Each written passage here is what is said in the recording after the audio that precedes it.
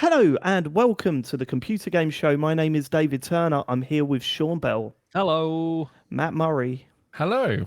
and returning after 2 weeks off, it's James Farley. Hello.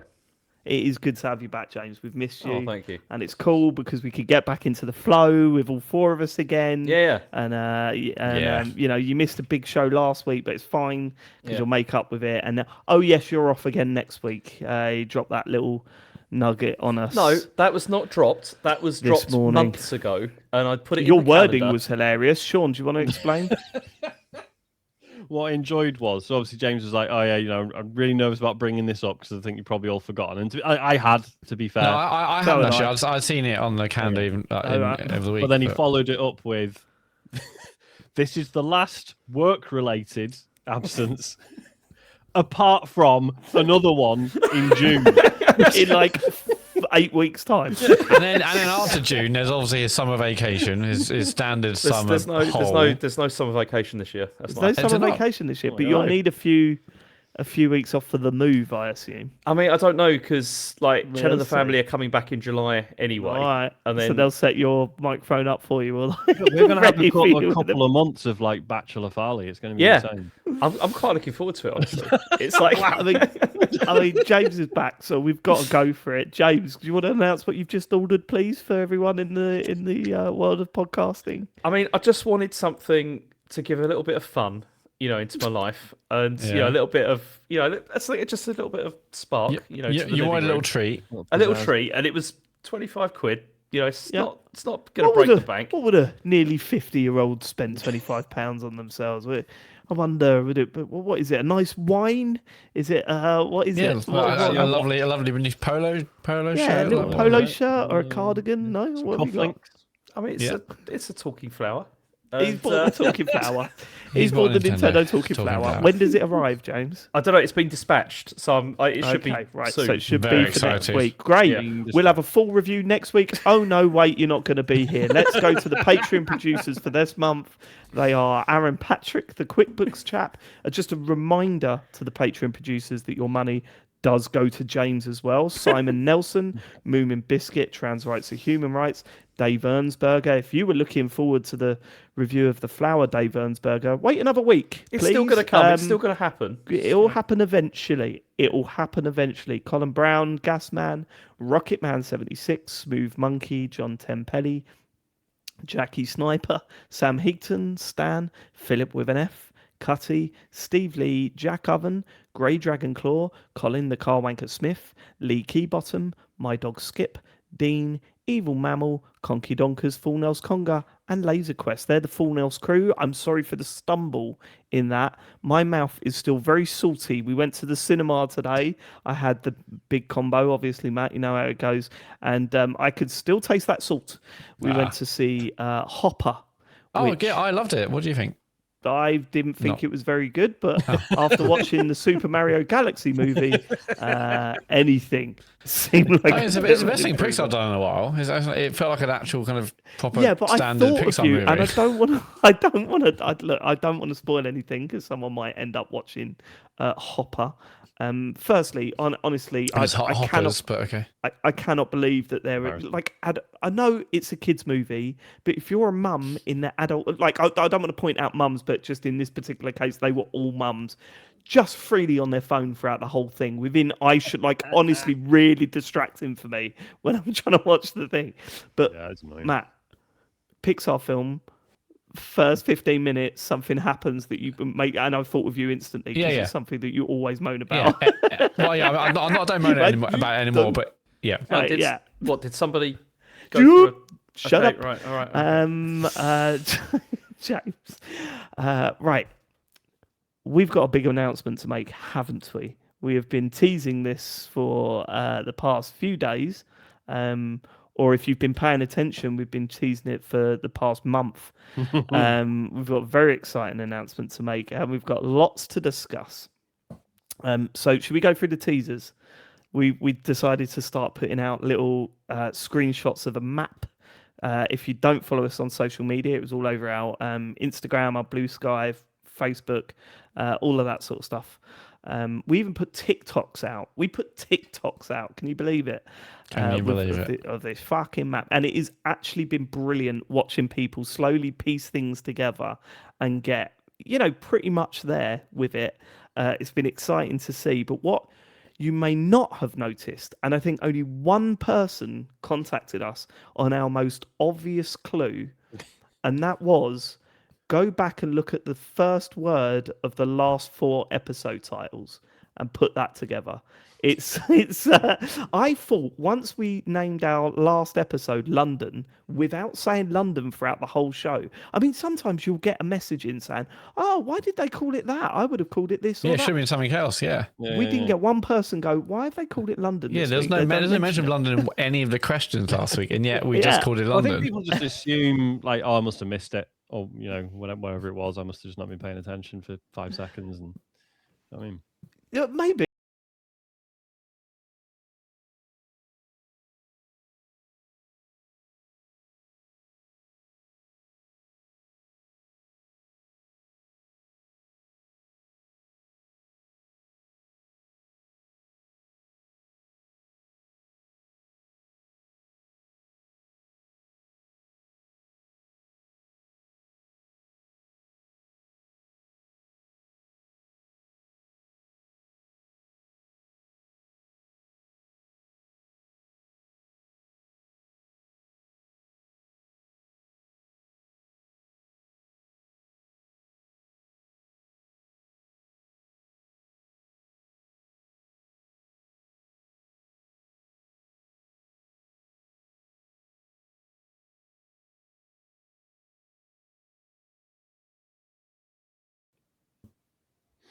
right, should be back on, but I don't know when people will rejoin. Obviously. Yeah, let us know when you're back.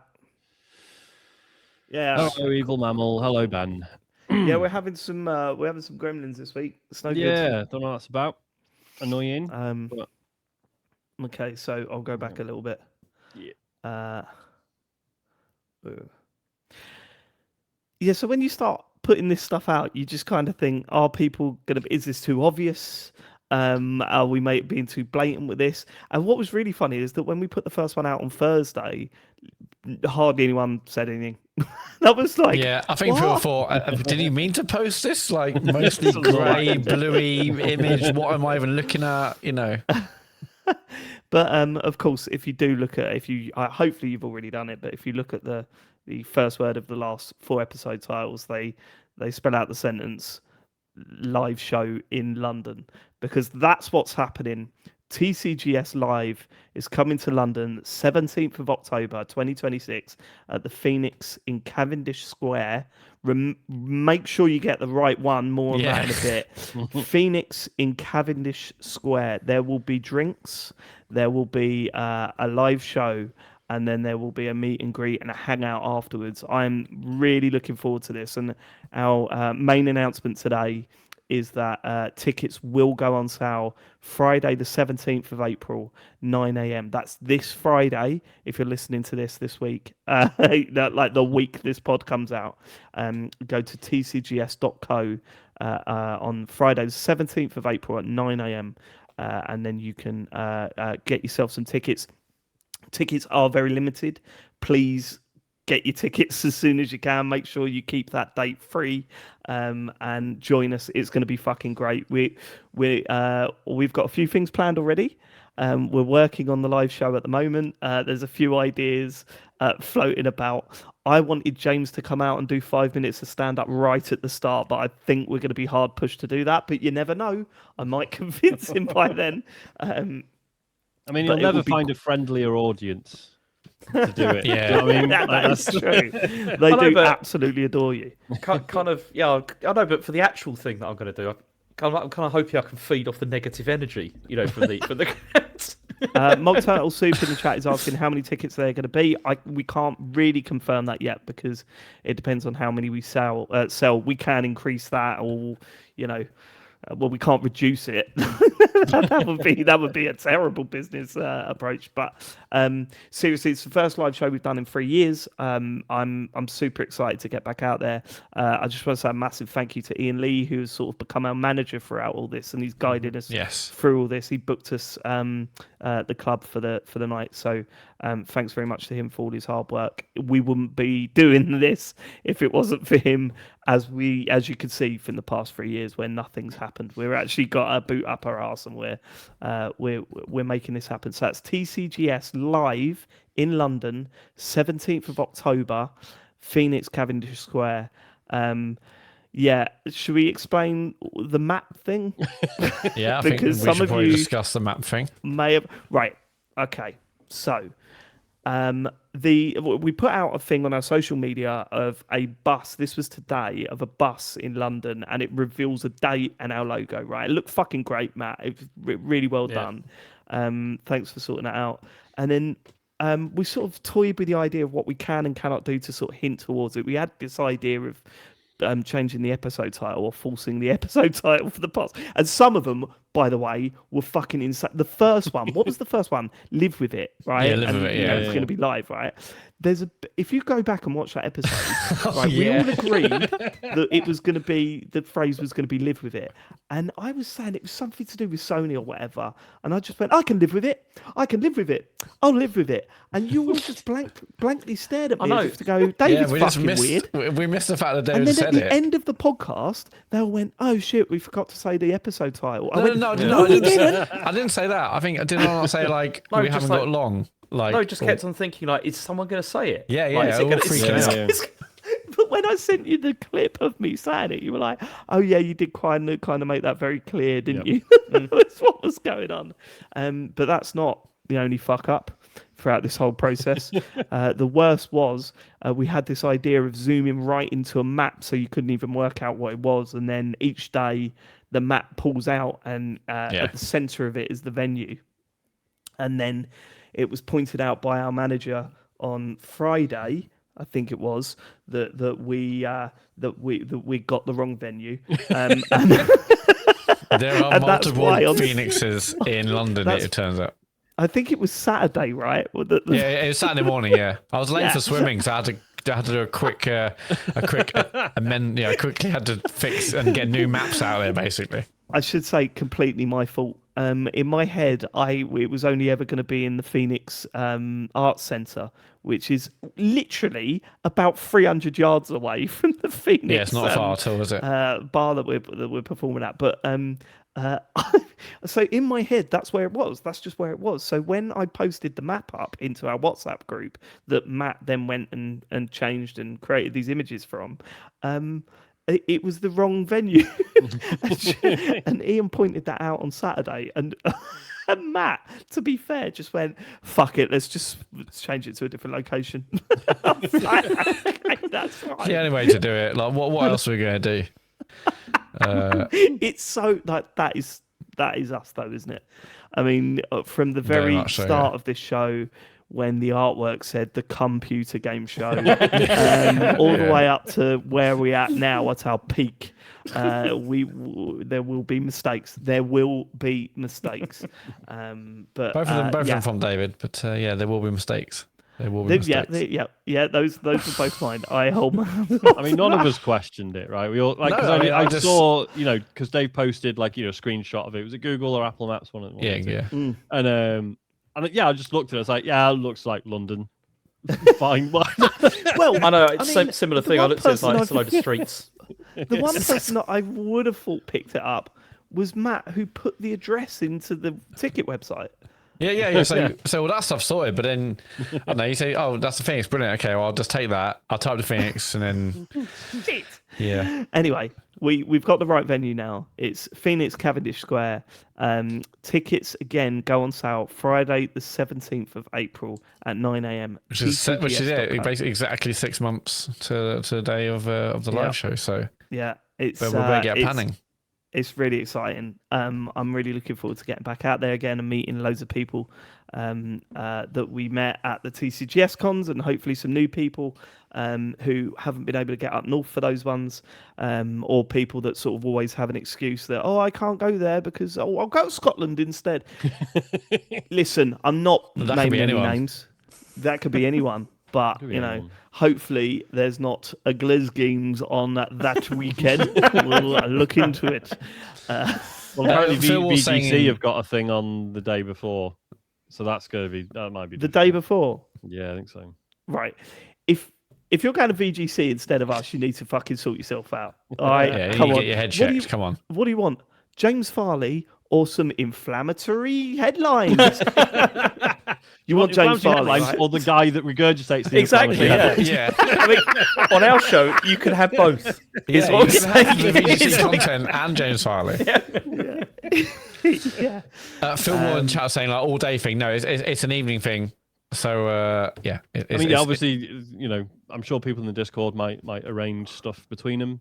Yeah, I mean, the we good can't thing stop is you. there's Yeah. yeah, there's a bar above the venue. So, I mean, if you want to get there early and have a few drinks before the show, there is and a then minimum spend that we need to hit. Just saying. We do need to. If you could yeah, so only save it if drink anything. Yeah, top just water shelf before. liquor, And then- top shelf liquor in the. Don't go and have drinks elsewhere. No, That's all we're save saying. it. We do Just need small to cokes spend a before, certain and then amount. really save yourself. And can I Maybe just go say, dry I've always for the been, whole month before. I've always been, as you know, a big fan of the side effects of drinking alcohol. So Sure. you know, get involved. It's good Sure. stuff. I do worry where this is going, but please do come and join us. That's and thanks for everyone for putting up with our bullshit over the past 4 days. It's been absolutely wonderful watching people work things out. It was great this morning that we had someone text us or message us on Blue Sky going, "Oh, have you seen the episode titles for the past 4 shows?" I was like, Yeah, "Fucking finally, brilliant!" At someone's least actually one did it, person yeah. worked it out. But also seeing all the people on our Discord sort of overlaying the images with maps and stuff has been great. So we'll see you there. Big news. We're back, baby. We'll better start planning. Yeah, we better And start planning. we'll just show up and just be like, James. oh, this has all been playing this week. That works as a live show. It's fine. Yeah. I shouldn't have to say this, James, but will you make it? Will you Yes, be there? I'll be back in the all UK. right. I'm back in here, the- yeah. I'm back in Back the in UK. Blighty. This is all done. Oh no, then. I've got a holiday in Germany to go to. Oh, there was a couple of people on the Discord saying, "Oh, the only problem with having it in London is that I'd want to stay over, and obviously hotels in London on a Saturday night are expensive." Have you not heard the episode where James and Sean stayed in a pod? It's true. Yeah. Get in those Get yourself pods. a coffin, mate. It's good stuff. Yeah, if you want to hear the full review, it's on our Patreon show from a couple of months ago. The if full review of the. If nothing else, it's an experience. You know, It that's it's Yeah, like you might be will in want to hear about James it. next to James's pod. yeah. You can give him little knocks on the. It's very possible. I'm here. Yeah. You can come in if you want. All you hear is James and Ilamo and the Talking Flower going mad in there. Please, if it turns out that you're in the pod above James, knock on the floor and go, "Back to back, friend." Back to back. Please do that. Right, okay. Before we get on to the feedback from last week's show, James, you must have plenty of feedback from the past 2 weeks. What have you got for us? Yeah, I have got some feedback. I mean, they were great shows, and it was great to hear Sarah again on the show. That was cool. And I mean, one of the points. I thought I had Matt again. I thought I had him on something, and but then I went back and checked like today because I was like, if I just accuse this and I haven't got the evidence, it's not going to work. And I checked back and I found no, the story did check out. And so What Okay, was you this? haven't said the story. it was related to the Night in the Woods thing. Yeah, And go on. because Matt did that, because you said the whole thing about how like your save got corrupted and all that kind of thing. Yeah. And I was just like, I don't remember that as being Oh, part of that's it. a main part of it. Yeah, I didn't Yeah, remember that's that the whole reason. because for some reason I thought you played it on Xbox, and I was just No. like, and that was where I got the thing from. But then I went back and listened. Do you know that was a very good it was a very good episode, that one. That Game of the Year show. I enjoyed it a lot. All right. Yeah, I listened Okay, back to it rate today. yourself. Well, no, Yeah. because I've not listened to it like ever, and so it was. Yeah, it was good. It was a good one. That was. It was fun. But yeah, so yeah, it was fine. It turned out it wasn't anything wrong. Cool. That's a great bit of non-feedback there. Got them all like that. It's all right, Matt. I've got some more. Okay, I'm quite glad though to hear that you're like coming around to the idea of like being tired of fucking roguelikes. I quite like that. That was good. It's Yeah, what's of it? Yeah. Well, what was that on like one of the? What we had like the Xbox Direct or whatever it was. There was like and you'd say about it's another one, and I was like, yes, he's understanding. He's finally getting it. Finally getting it. Why do you actively dislike? But like, I was mean, going to just say there's don't a play difference those between like getting a bit fed up of them and then just refusing to enjoy them to begin with. No, and it's not celebrating when someone else doesn't like them. No, it's just because One of I us. just got a bit tired of them being so many of them. Is the thing, Okay. and I just find it a bit irritating. Anyway, what's my next one? Liked the grill up there. Oh yeah. So what this was the you know that whole thing about the ovens and having the grill. Yes, Like above above. you. Keep Yeah. it going. Let's keep it rolling. We had one of those, and I fucking loved it when I was a kid. Why? It was great Go on, because why? you could very easily see how much the toast was like. How much Not when it you had were a been kid, toasted. you couldn't. You'd be. You stand on a chair or something, and it was Yeah, really safe. It's fine. Standing in a chair in front of a fucking grill. no because As a child. since then, like all of the ones that we've ever had have been those ones where it's like like below the hob. You have to and then bend it's down. and you have to Yeah. bend down and look inside all the time. It's fucking irritating. I love It's that. really Like, 'cause annoying. we were all born in the 80s, but James is the only like 80s kid. Yeah. Truly, yeah. 80s man. We were all born in the 80s, but 80s some of us dad. were coming of age in the 80s. No, I've got fond memories of that cooker. I 'Cause, can't you know. imagine a 5-year-old James Farley saying it's good that it's way up there because I'm worried about my back. No, it's-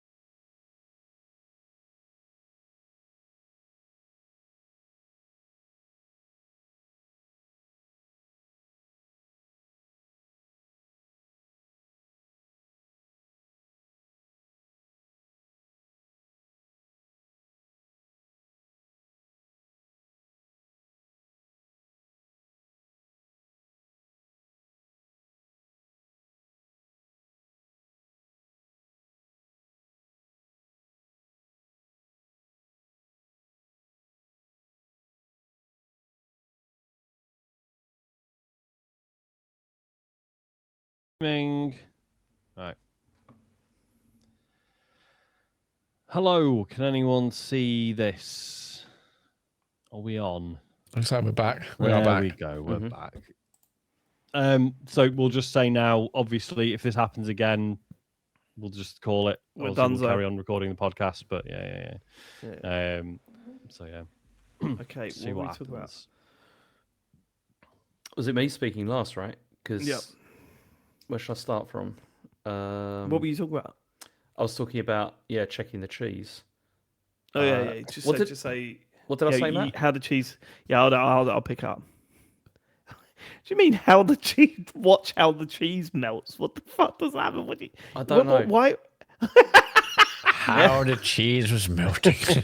I don't know. Okay, right. Have you got any more feedback?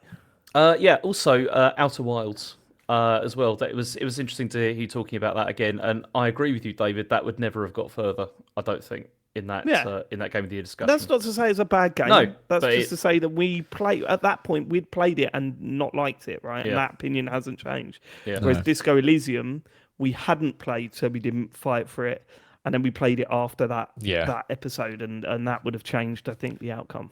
Yeah. And I would have been happy with that. That's for sure. Yeah, and that's it. That's all the feedback I got. It was a great show. I really enjoyed it, and I did feel bad that I couldn't be there for the 10th anniversary No, you didn't. thing. I did. No, you didn't. You've not been to any of our anniversary ones. You go Yeah, back and because listen to the.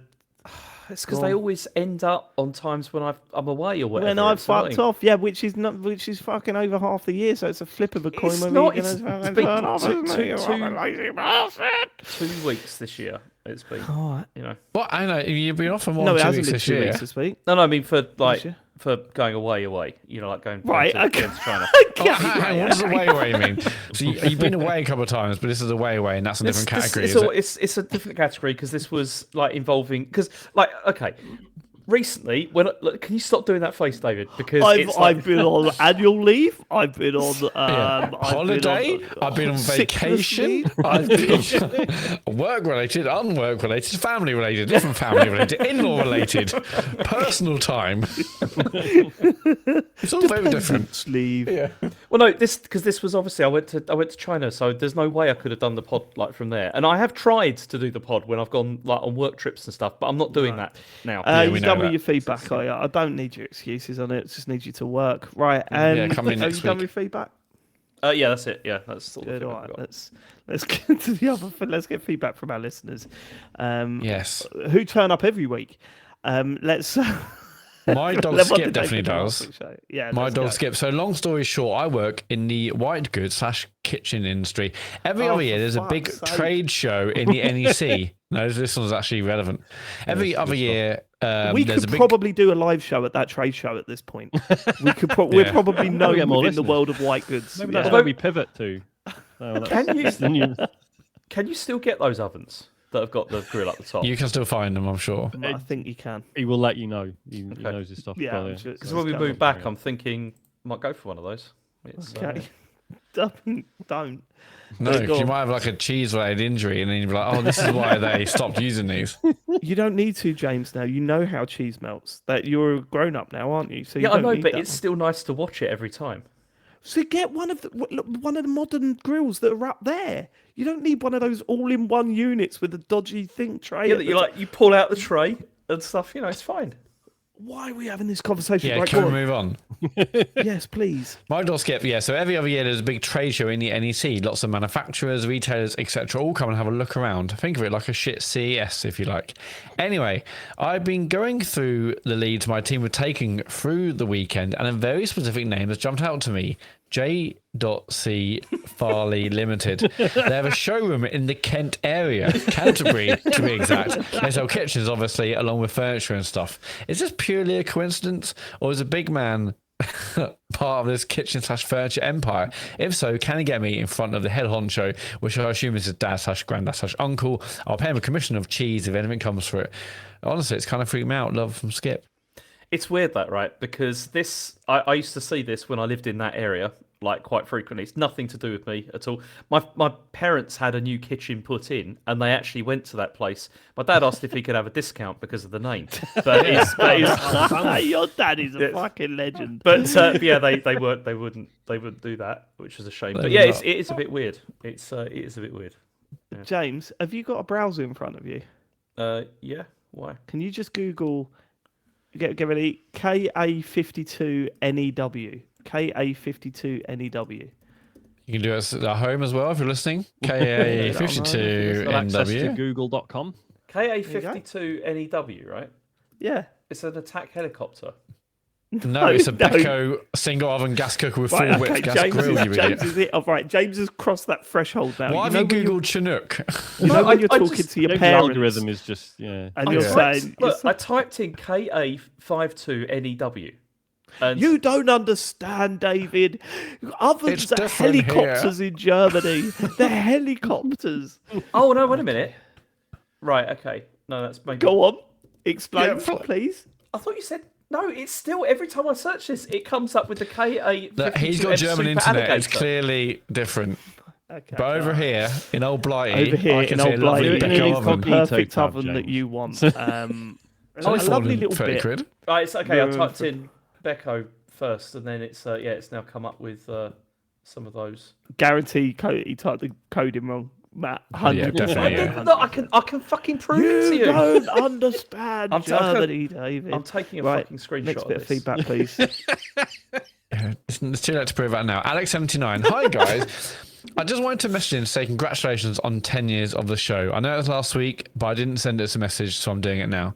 I get very little opportunity to talk about games in my real life. Hardly anyone I know plays them, and or at least is into them as much as me. And with Kane and Rince forum closing down last year, I didn't even really get much of a chance to talk about them online anymore. So I just wanted to message in and say thanks for 10 years of the show. I feel like we've really got to know you all over the years, and I can't be the only one who feels like you're friends I've never met. I get that might sound weird, but for over 10 years, counting Joypod and Midnight Resistance, you've been in my ears every week talking about something I love through the good times and bad. So thanks, and please don't give up anytime soon. Cheers from Alex. There's another one here. What do you think of Alex, Matt? Seems like a great person. That was too long a pause. That was a long pause. I was just You know what he was doing in that unawares. pause, Sean? You know what he was doing in that pause? Checking Patreon to see if he was still stuck. I was like, he is fine. You know, actually, no, great. He's great. Yeah, we love him. We love him over here. We love him. Thanks, Alex. Why'd you ask me that? Because I was What- just to get a funny reaction. That's We're all I missing the wanted, big just a little question bit here. of What comedy. happened to the Kane and Rince forum? It got overrun. Too toxic. Like Much really slot on bad then. Yeah. Too toxic, baby. Anyway, Sarah Dyer's also messaged, Sarah Dyer, on 2 episodes ago. Happy 10th birthday, lads. Thanks for all the laughs and laser crests over the past God knows how many years I've been listening to. And no, I didn't forget to send this in a week ago, so shut up. So thank you definitely for your not late message, Sarah. Appreciate that. Time. Totally on time. Yep. 100%. I'll just message you what I was going to say. We won't go into it. Thanks very much. Like we had a few messages throughout the week, saying sorry I missed the 10th anniversary special. So it's been lovely getting those messages in. What's up, Sean? What's going on, Looked at my Sean? phone. Okay, cool. Should we go to the next bit of feedback, please? Yes, FM Tom's Marty. FF Tom's Marty. Okay. During the best console ever discussion last week, I was thinking to myself, what lovably smart answer is Sean going to come up with? Something daft like the FF Tom's Marty? Needless to say, Mr. Bill never lets you down. And also very clever of you to keep the Casio Loopy and its incredible sticker printing abilities under your hat, Sean. Looking forward to seeing it come out of nowhere and claim its rightful place at the top of the pile come episode 500. Keep on the good work, lads. Lots of love and kisses. FM Tom's Marty. What was this? I forget this. What was this? We were talking about our picks for the Best console episode ever. 500 thing. I joked about picking the FM Towns. So the FM Towns was more like a PC, and then I think the Marty was like a follow-up that was more like a console. Right. But yeah, I just thought you made some up with 3 random words. Turns out it's an Nope, actual thing. real thing. Okay. Yeah. Okay. Are we just one point? I think we haven't. I don't know if we've clarified with each other or on the show or whatever. But are we still doing wild cards for that, or do you think it's just a straight? Oh we no, split it's just a 16 and straight, then- straight shooter one. I mean, there's a lot of consoles there as it is, Yeah. and you know, I can't, when James goes barcode battler and then wins, it's just gonna piss us all off. So Oh, I let's was not going do to that. go for the quick shot, supervision actually for that. 'cause Well, I think there you go. that would have hit. You All told right, Dave. okay. Yeah. Yeah. Sorry for me. Embarrassing for you. Honky Donker has messaged. Oh, yeah. I do not authorize TCGS to call series, Far East Fantasy Zone, or any entity associated with TCGS to use my emails, photos, Discord messages, or Twitch chat, past or future. With the statement, I notified TCGS that it is strictly prohibited to disclose, copy, make fun of, create an inside joke, or take any other action against me based on this profile and or its contents. Violation of privacy may be punishable by law or smack on the bum. Hugs and kisses, Conky Donker.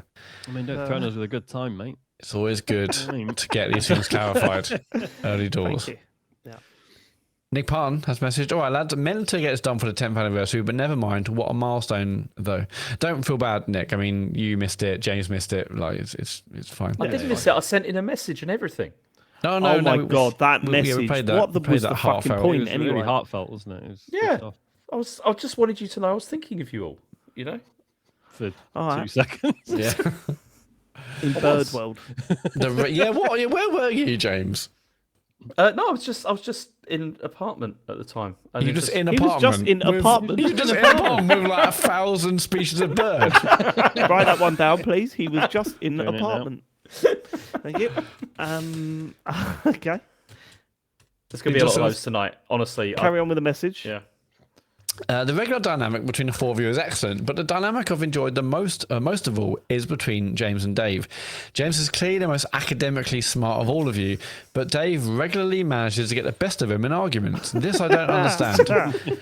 With that in mind, I Sort of the thought earth, I'd mate. musically rewind University to of Life. Yeah. a time. Anything James likes to that phrase. respond to that, Keep James? on bullshitting. Yeah, it's yeah.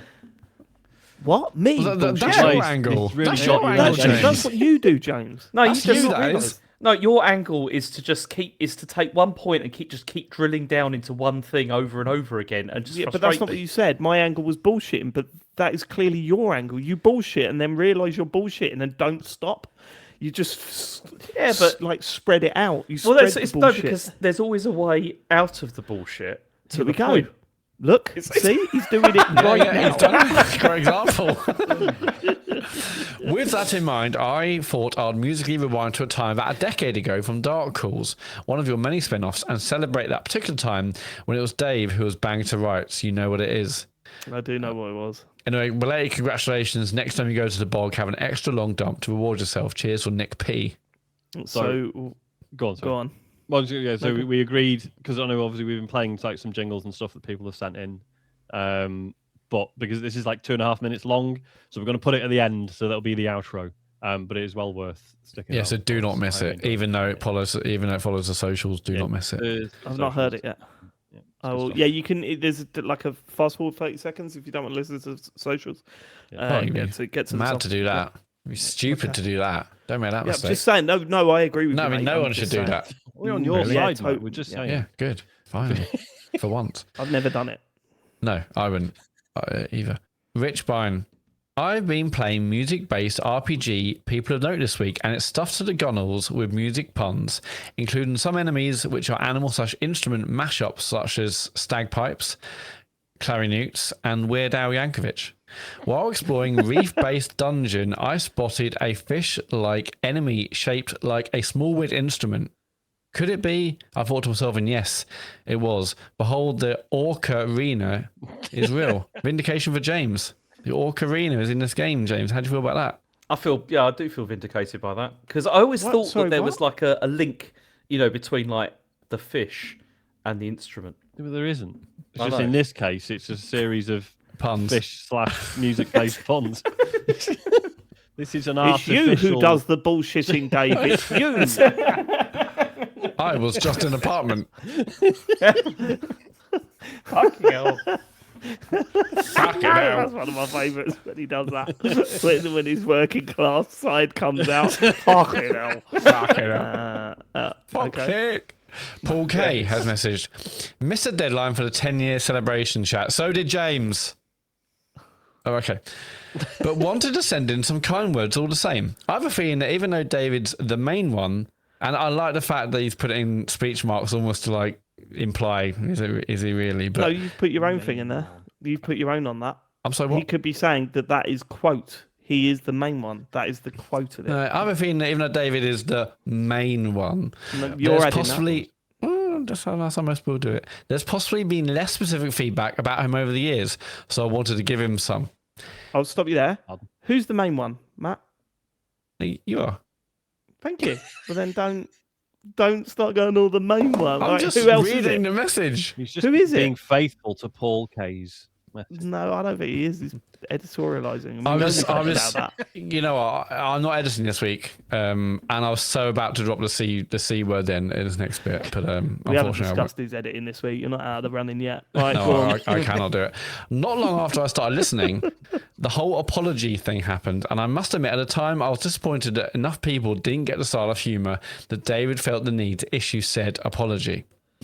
However, in the intervening years, I've come to realise this was an early example of one of David's most admirable traits, namely his willingness to be self-critical and check himself without hesitation. I'm genuinely in awe of it. It's strange to admit that nowadays, in certain situations when my blood starts to boil with righteous anger, such as people cutting me up in traffic, people walking in front of me on the footpath, or how every time I go to the airport, it's everyone else at the airport's first time at the airport, I found myself with a miniature invisible David Turner's on my shoulder telling me, "You fucking twat, look at yourself, just chill out." Here's to you, David. You're a class act, a great host, and a top-notch shit stirrer. Looking forward to another 10 years of TCGS. No, none of the above seems to apply when he's arguing with James. Sorry, James. Yeah. Thanks, Paul. That really means a lot to me that someone's noticed that. You know, it goes unnoticed a lot of the time, and to get someone that actually gets it to message in, thanks. You know, it's a hard thing to do, to criticize yourself and see your flaws. Ask James. I don't think he's ever done it. But I, you know, it's something. I'm a work in progress, Paul. I'm a work in progress, and thanks for shining light on that. Well, apparently not. No, we are very much that. But look at me with feedback. Go to tcgs.co to leave your feedback about any one of us, as long as it's nice. Well, right. I imagine if Paul had carried on writing, he'd have thought of stuff about probably the rest of us. It just No, I think he's seen who the Not real enough victim feedback of the about pod us, is. actually. The real victim, the underappreciated main one, James Farley. It's good to have you back behind the news desk, looking smart in your black top. Is it Yannick Clavian? It's not actually. I mean, this top is really old, and it's you know, you must have like a favourite jumper and stuff, right? You know, This is my favourite jumper, and I've had it since I was about 18, I think. Whoa! Fucking hell! Seriously. 60 years? Yeah, no, shut up. But it's all just like got holes and stuff now. I imagine it has. I know, but it's just really comfortable and I like What it. does it smell like, James? It smells fine. Well, he's washed it, I hope. I wash it regularly, you know. I cannot imagine how many times he's rotted away in that. Right, let's get to the news, James Not Farley. in the jumper. Fucking hell. That's why the holes are there. Teeth marks. Anyway, okay, can we just get on with this? Please, can we just get on with this? Well, stop talking about your sex jumper. And then you drop the bombshell that you've been wearing the same jumper for 30 years. Yeah. No, but it's just Every it's one really of your kids conceived in that jumper. It's really comfortable. It's, Right, okay. Come Okay. on. oh, do you know, I could. Oh no, I won't say that. No, go on. No. What were you about No, to say? no. It's just I don't want to hear this one, Matt. No, you really don't. It's I do. yeah. Anyway, first bit of news. Epic are going to release an Ark Raiders-like extraction shooter with Disney characters by the end of the year. So this is according to Bloomberg. And according to Eurogamer, they said sources close to the development believe the gameplay mechanics lack originality, but the Epic are going to get it right by the launch date. And so, so this is going to be like a Disney-themed, presumably, Ark Raiders extraction shooter. Well, it's funny, isn't it? I think, you know, Ark Raiders is an extraction shooter.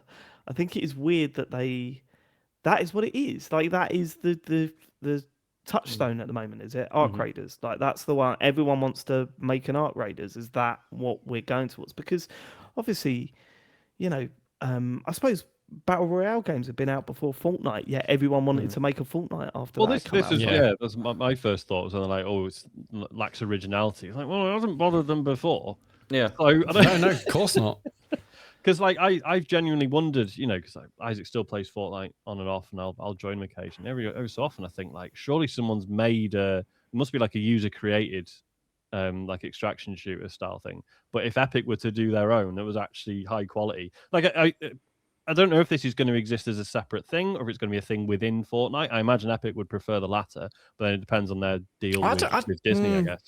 No, I mean, given you know, Fortnite is still doing well, obviously, but it's not doing as well as they want. This might be an opportunity for them to launch a new IP, a new franchise, and that could be the next Fortnite. I think that is the intention, because according to Bloomberg, there's 2 more games coming from Epic, and Right. like this is one of them, I think. And yeah, Didn't although they just lay off a shit ton of people? I was going to as well? say, Yeah. smart move, guys. but it's all part of, because like Disney, they got like a 1.5 billion stake in Epic in 2024, and the intention was to add Disney stuff to Fortnite. Like that was what one of the things was going to happen, but then it seems they're making this as well. As part, maybe as I part mean, of they the have deal. put loads of Disney stuff in Fortnite, haven't they? It has been a thing. The makers of Fortnite trying to make a extraction shooter makes 100% sense to me. I'd like to see, for all of Fortnite's flaws, and I know that a lot of people turn their nose up at it. It's a very popular game that people love, and there's a reason for that. Am I writing it off? No. I just want to see some sort of originality, a new idea brought to it, and not just goofy instead of one of the full things that run at you. I'd like to see a little bit more. That would be a wild take on it, actually, if you were just one Disney character, or if you were just a normal person and you landed in like Disney World and all of the Disney characters were attacking you, and you had to even decide whether to slaughter them to get some, I don't know, a spring out of Mickey, or to attack other raiders. That would I'd play that, actually. Fuck it, this sounds amazing. So that your sort of home base was the Disneyland with all the nice Disney characters, and then they send you out to get the baddies. But then that's quite weird, isn't it? Sort of all the proper Disney heroes like outsourcing the conflict. To, like, Okay. Yeah. Okay. Next story is that Amazon are changing the Luna streaming streaming service. We don't really hear very mumuch about this anymore, like this service, because I don't know how popular it is, but it seems maybe not particularly. I mean, according to Amazon, what's going to happen is that because they had this system whereby you could bring in games from other services into Luna as well. And so, if you bought games from like EA and Ubisoft and like GOG and stuff like that, they could be linked to Luna and then you could play it through it. But they're removing all of this, so you won't be able to do that anymore. And if you've bought games through that, they won't be accessible anymore, and there'll be no refunds either for those purchases. But you still be able to play them, but only through if you download them from like EA. If you go to the source, basically, I think to download them rather than streaming them. So that's going to happen. So you'll still be able to play your games, just not through Luna anymore. Not through the streaming service. But instead, they're going to move to just the subscription service, where they're only going to be offering the games which are available to Prime members. That's the whole thing. They're going to be getting new games on the service, and it just becomes a streaming subscription service, but without these connections with other services as well. I don't really know what they're going for here. I don't know what sort of market they're trying to get, because none of it sounds appealing. No. And if they had a service where it was, if you've got Prime, you get these games that you can stream, I sort of understand it, because that platform's so big. I think that's what they're going for now. That's the intention. Is that's not what they're doing, is it? You still have additional fee to pay to get to these games, don't you? I don't know. I mean, Luna. Why do I keep saying that? Luna is not included, I don't think, in Prime, is it? It's not. It's a separate thing. Yeah. Okay, so it's a separate. Yeah, so you'd have to have a Luna subscription and then also a Prime subscription. Then it would seem for this to work, or maybe they're moving them in together. I'm not sure. It's a bit strange. Okay, well that's not the greatest service as a news source, is it, James? Did you read the article? I'm just being honest. About the article doesn't mention that. So He's not a bullshitter, Dave. Yeah, you know what I mean? Okay, yeah, sure. There's one thing we all know. Come on, I'm not over delivering. With the information. So I don't think you've never been accused of that. You've never been accused of that for sure. Thing, yeah. Is it? Please, can everyone stop accusing James of over-delivering? Jesus. It's the last thing we want. Oh, what a cry. Okay, so next story is that the Mario Galaxy movie has become the highest-grossing debut of 2026 in the US. It's already made shit tons of money. Do you want to hear what NBC how much money has it made? Shitloads. What are we up to? Give me a number. 372.6 million worldwide in the first 5 days, and the opening day for the first film, it was 34.5 for this and 31.7 for the first film. So it made more in its opening day as well. It is Really? mad that they've made that much money off of a film that they spent £50 writing. Like, that is a huge return on that efficient, script, isn't it? Yeah. The thing, Yeah, like, obviously, it's insane because you could hear that headline and be like, "Oh, but the film wasn't even very good." We all saw it, and we basically none of us had any choice in the matter, right? Because we've got kids who. And no, I gonna would have want got. I would have wanted to. I wanted to see it. I started Yeah, I was always to going to see worry. it. Yeah. Yeah, I started to worry. Like unlike you guys, I quite enjoyed the first one. I thought it was okay. Do I think it was a good film? A really good film? No. But I thought it was acceptable. I quite liked the Nintendo stuff in it. The plot had so many holes in it. It was wild, but it didn't really bother me that much. At least it had some form of start, middle, and end to it. Yeah. This film is wild. Like I can't imagine anyone sitting in the writing room and going, "This is acceptable." Like that's the bit that baffles me. The There fact was that very when little you- writing. Yeah, like if you plot out the film in segments and you go, right, what leads to that?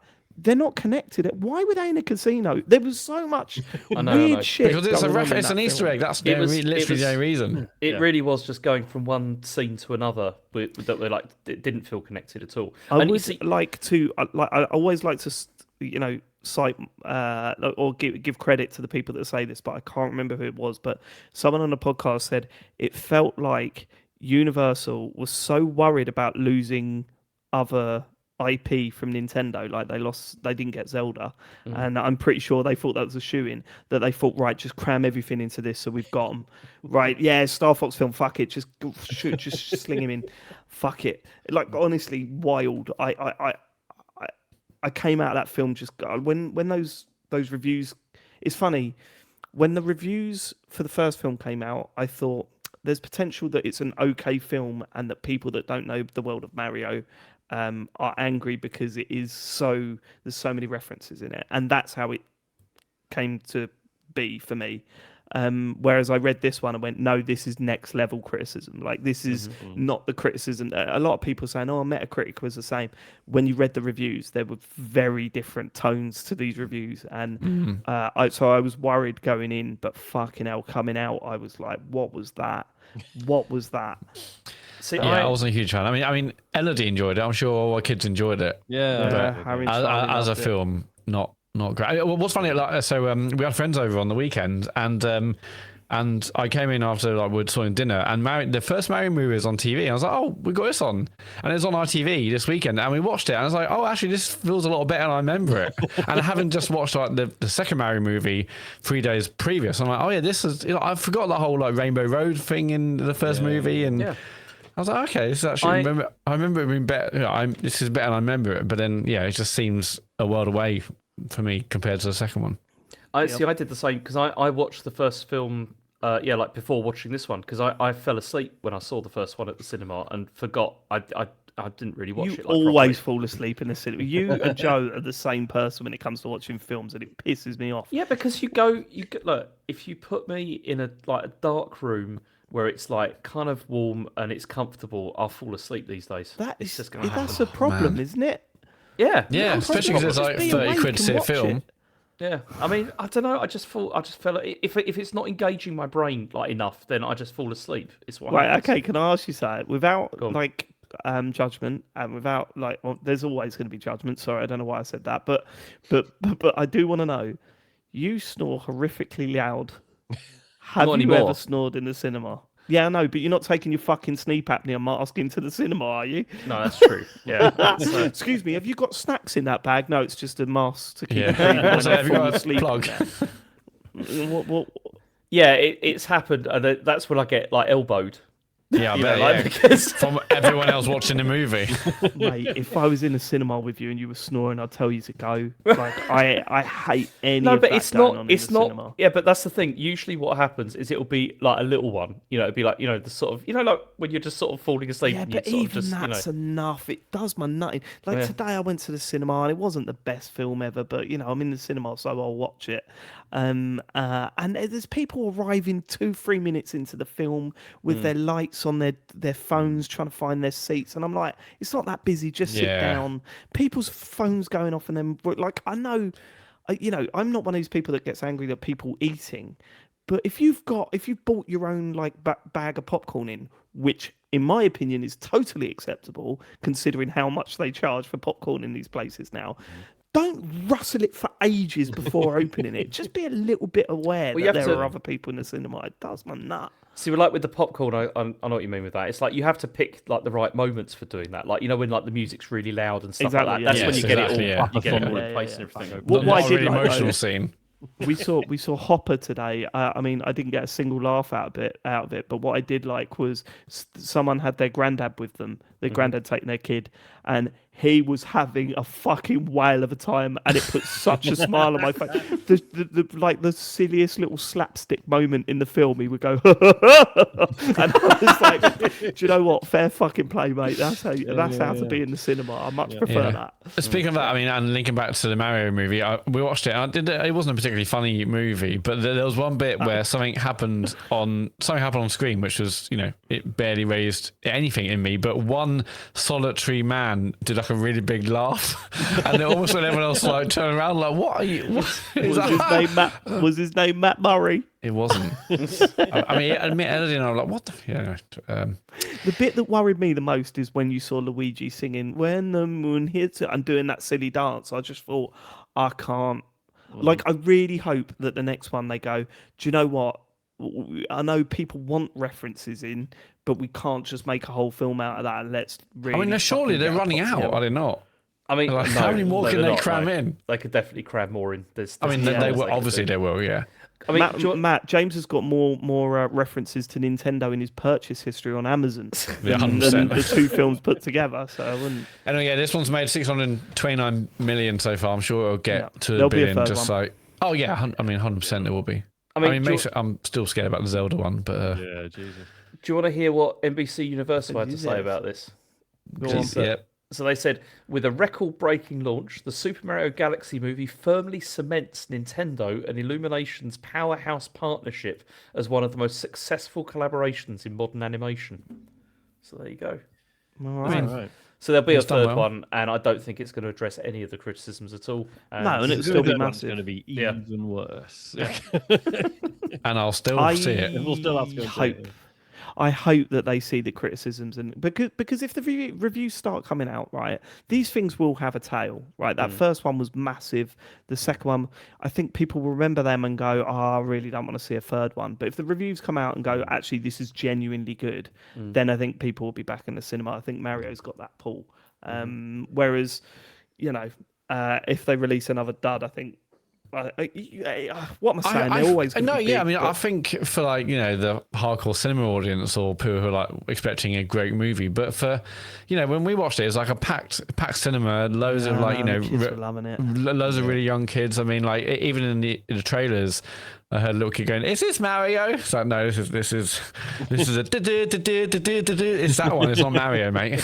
But yeah, so regardless of how good the movie is, like it'll still do well, but I wish it was a better movie. But then, what was interesting though is like, so when we went to see like Minecraft movie, which again I didn't love, but like as a cinema going experience, seeing all the kids all going nuts at the same bits and stuff was like quite infectious.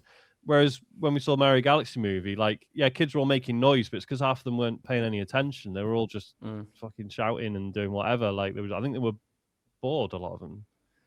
I don't know. Really? I don't know. Relatively speaking, like there was no. Do you know what I mean? They weren't unified in the bits they were enjoying. It was just like, I don't know. Well, yeah, I wasn't really paying attention with others, but the things that got Harry were all the references to Super Mario Odyssey. And there was tons of them in there. And it was like, cool. Oh my god! When you saw the sand kind of like bit, I was like, oh okay. Yeah, but there were like way more obscure ones in there that were sending his head spinning. So. Maybe that is what you want. I don't know. Fucking hell. But that's why. Go on. I just wonder. I just worry that I'm going to sound like an old man now because I do. I do subscribe to that theory that this is YouTube Shorts and TikTok the movie. You know what I mean? Mm-hmm. It doesn't have to have any context between what you're watching. No, you just need it's built for you to not have 6 seconds of 30 seconds. Yeah. You just 6 need seconds references. of. I recognise that. Yeah. Sorry, Matt.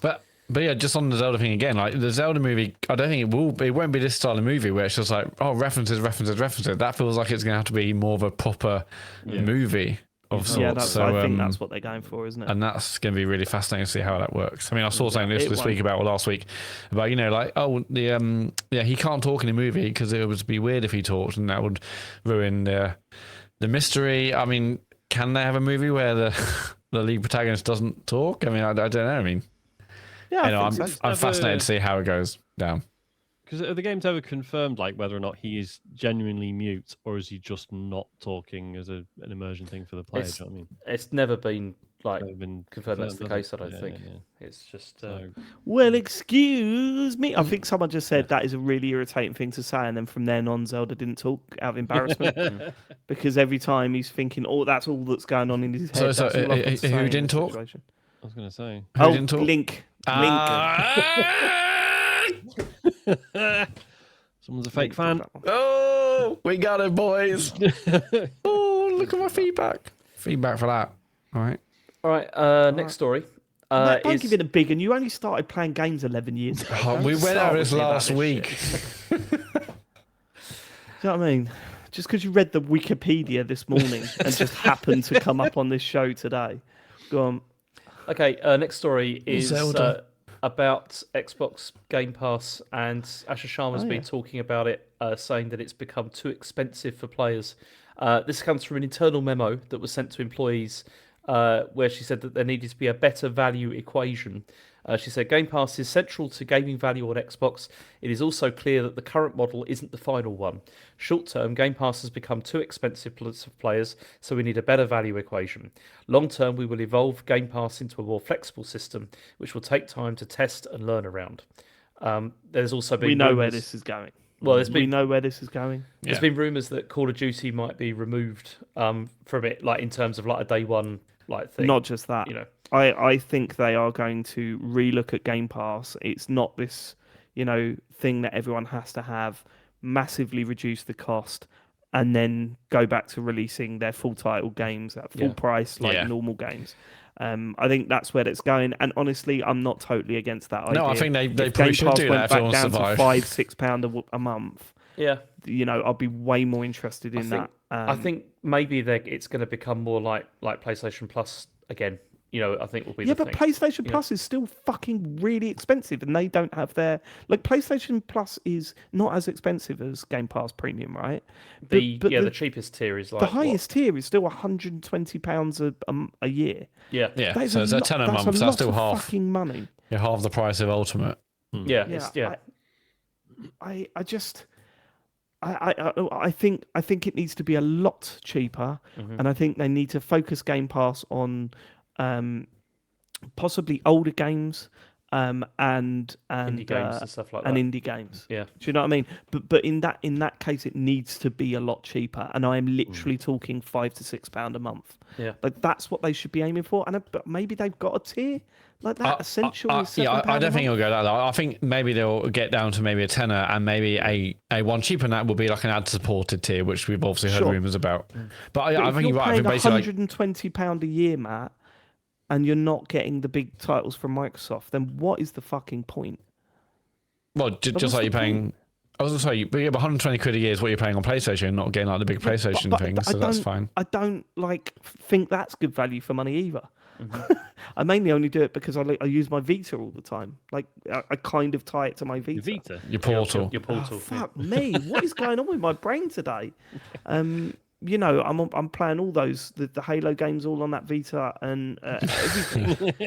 But yeah, I think you're right. I mean, I know this is like shooting myself and us in the foot, but yeah, I think they should stop releasing the games on day one if they want to actually make it successful and help Xbox. And just say, again, older Xbox titles are on there, and they'll eventually get added to the service, but not, Forza day one and the new Halo day one and Fable day one. Obviously, it's been great for us without having to buy a 70 quid Xbox game every time they come out. But I think if they actually want to be serious and start making money and get Xbox back to where it was, then they need to start making some harsh decisions. The Call of Duty thing is interesting, though.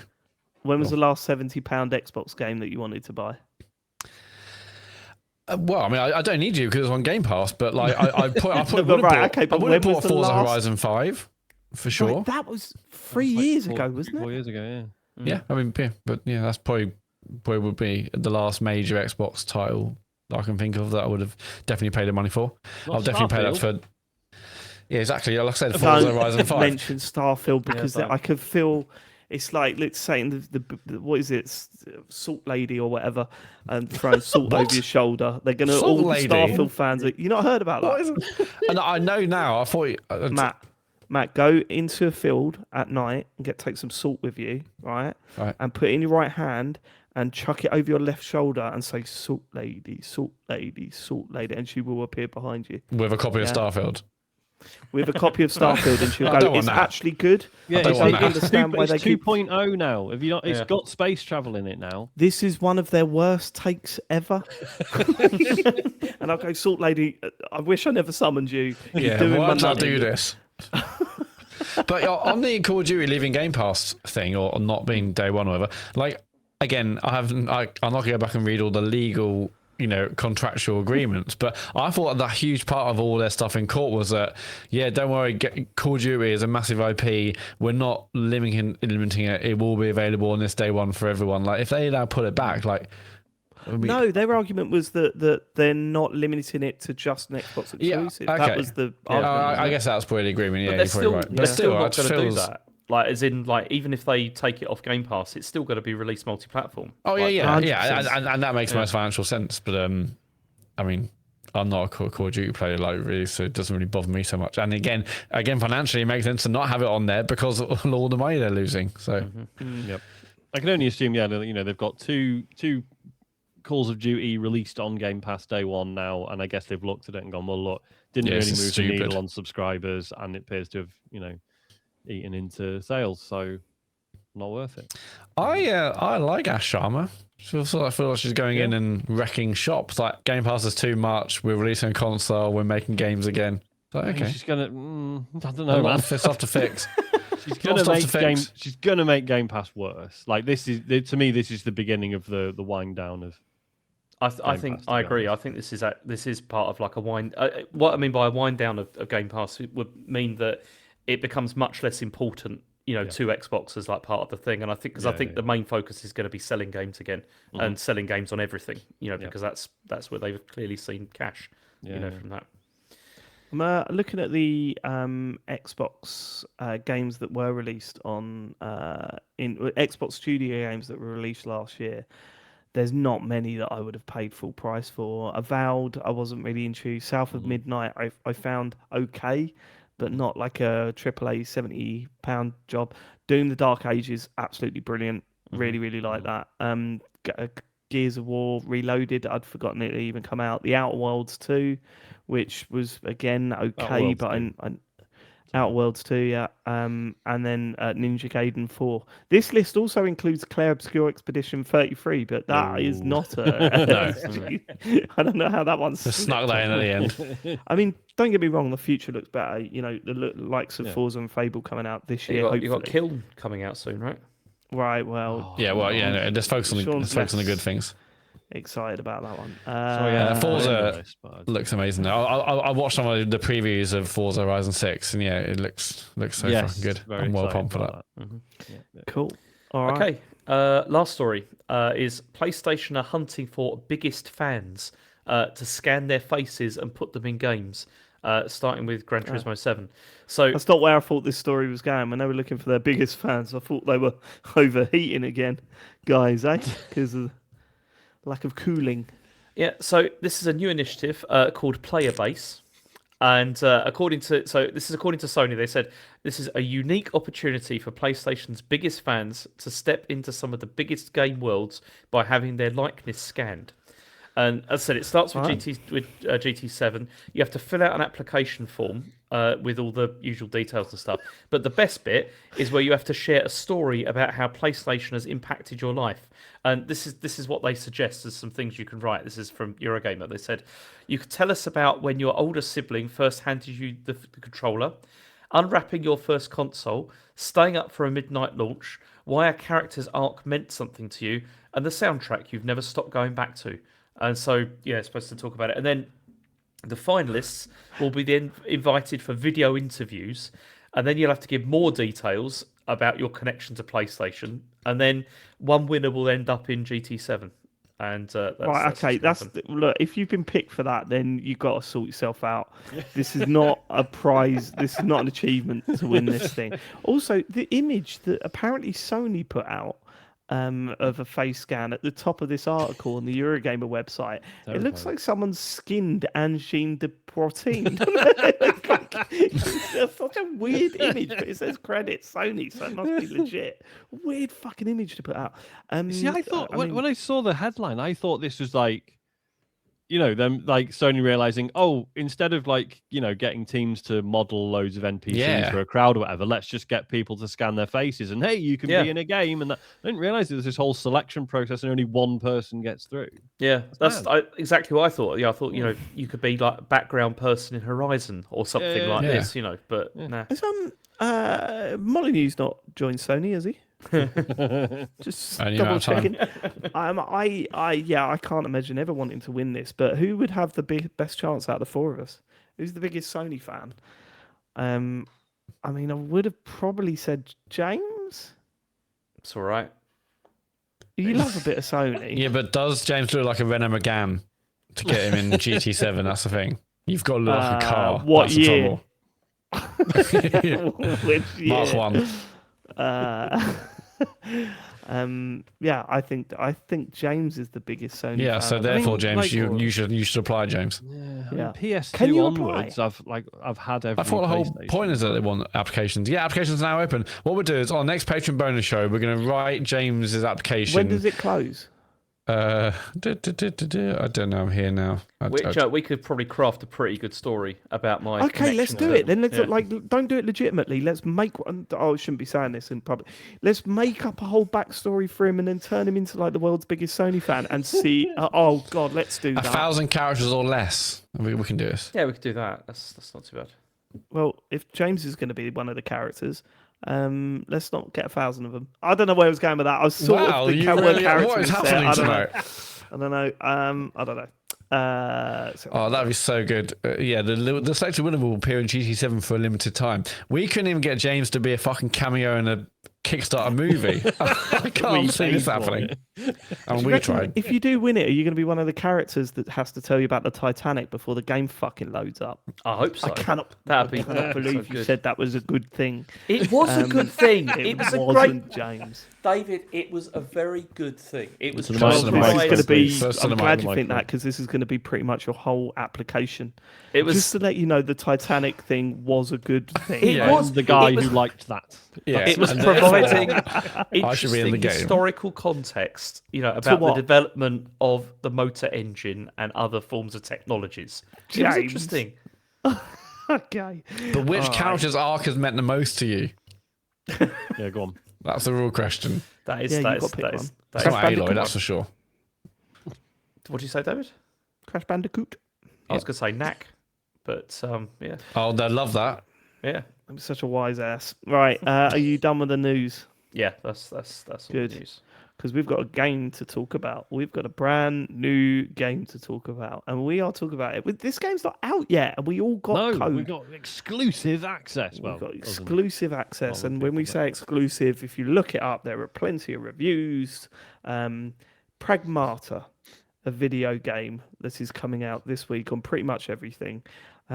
How do you even begin to... It's like Banjo-Kazooie, right?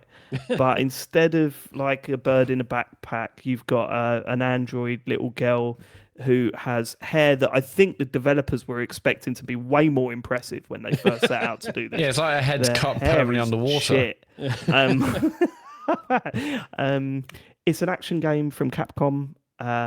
Where it's got like the sort of or the hook to the combat is that whereas you're shooting different weapons, your character on your back is hacking, and you're essentially controlling both characters. You're controlling Hugh. We'll go into Hugh in a little bit, but you're also what's his companion's name? Diana. Diana. Oh, no, it's D1. So Yeah, okay, yeah. It's yeah, hard to remember Diana, because obviously it brings Diana. back, bad memories, doesn't it? So, Yeah, Yes, it does. Queen of Hearts. Yeah. And Diana hacks. And the idea is that you hack the enemies that you're fighting, and then you get to shoot them. Where the fuck do we start with this game? I mean, I've finished it. Oh, have you finished it? Holy shit! Yeah, Really? I'm Is it that done. short? Is it not very long? 13 hours. I've been off for 3 days with not much to do. I saw a review that said they spent 30 hours on this, and I thought that sounded mad. I mean, there's lots of things to go back and collect. I can see why. Even in the first area, I've been going back and. There's tons of those training missions, which are actually pretty fun, but we'll get to that. I heard a review today that said you could go, if you just mainline it, you'll do it in 8. No, you won't. There's no way you're doing this fucking game in 8. However, it does feel quite small scale. There are only a few sort of areas to explore. The setup is you play as Hugh, who seems to be some sort of engineer or explorer. I didn't really get what he was doing. Engineer, yeah, I suppose. He arrives at a moon base with a couple of his chums, and it is the moon, the one that we know, which is very apt in the moment. The timing, exactly, the timing must have been incredible because I mean, there's already that thing they're scoping out for a moon base up there, and I was like, oh, I'm on a moon base now. Don't do it. It turns out get the Artemis horribly. DLC on is what I'm thinking. So you arrive at this moon base and everyone's dead, and it's overrun by these robots that are trying to kill you and stuff, and you come across this AI android called Diana, or you called Diana, and once you sort of find yourself, things happen, but once things settle, you realize that there's an enemy to take on, or there's something that's gone wrong, and you need to find out what's gone wrong and put it right. I'll start by saying I fucking loved this. I thought it was brilliant. I loved it all the way through. I think the ending is fantastic. It has caveats. There are definitely flaws here and there. We'll go into them in a bit when we talk about the gameplay. What I will say though is that it's one of those games that I loved, but will be cautious about recommending it to people. Specifically, James, I'm fascinated to know how you react to this. Like when I first started playing it, and I was about 4 enemies in, and I go, well, it's not going to make me do this little mini game before I fight every enemy, surely. And then about an hour in, I'm going, oh, it is going to make me do this little mini game before I fight every enemy. And then I'm like 8 hours in and going, oh, I'm loving this. It just didn't bother me at all. And they keep things fresh. And it makes use of pretty much every hacking mini game that you've seen in any game, in all aspects. So the main one is you aim your weapon at an android. It will have a grid on the screen, and you have to control a route through the grid, picking up certain items on your way, and then getting to an endpoint using the face buttons. So the face buttons become like a D-pad, and you control your way through this sort of maze. And as you progress, the mazes get bigger, and there are different items that you can add to the grid to give yourself an advantage in combat. There are buffs or debuffs that appear based on environmental things, and it really mixes that side of things up. But there was part of me that goes, I can see so many people going, I've got to do a fucking hacking mini game every time I fight an enemy, and the answer is you do. How long do those hacking mini games take? That's 4 5 seconds. Okay, nothing. Okay. And I won't spoil anything, because I think as you unlock stuff, it's like there's a lot of surprises in there, but there is upgrades that you can get to make that stuff easier. But I think what this game gets so right, I think that basic combat is interesting and it's fun, right? But I think what this gets right more than anything else is how you unlock and progress is so well tuned, so brilliantly done. You know, there's so much stuff to collect and to do out there to get additional bonuses, and so many different places to spend those items. So like you can upgrade your suit, you can upgrade your main gun, you can upgrade the hacking ability, you can upgrade each gun individually.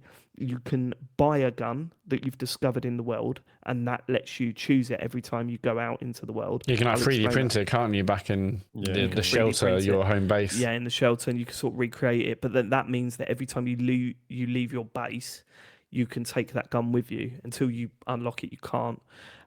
There are hacking abilities that you can unlock, and then you can upgrade that. You can upgrade the amount of mods you have going into the world.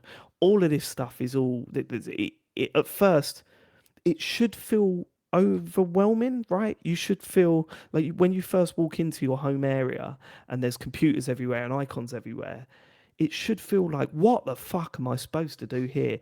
I guarantee within 45 minutes, you know where you should be spending your coins and what you're supposed to be doing and what you're supposed to be collecting in the world. The way it introduces all that stuff is almost perfect. Like, it's really good. It doesn't bombard you with text. There's a lot of text in it. There's a lot of like those pop-ups that show you what you can do, but it's just enough to not feel tiresome. And within 45 minutes to an hour, you will know exactly where you should be going in your little base before heading out into the world, and exactly what items you want to work towards. And that is a huge part of what this game does. And that builds and builds and builds right up to the end. Like, it's really funny. You get these little yellow boxes, and they're your sort of main item upgrades. So your suit and your hacking and your weaponry and stuff.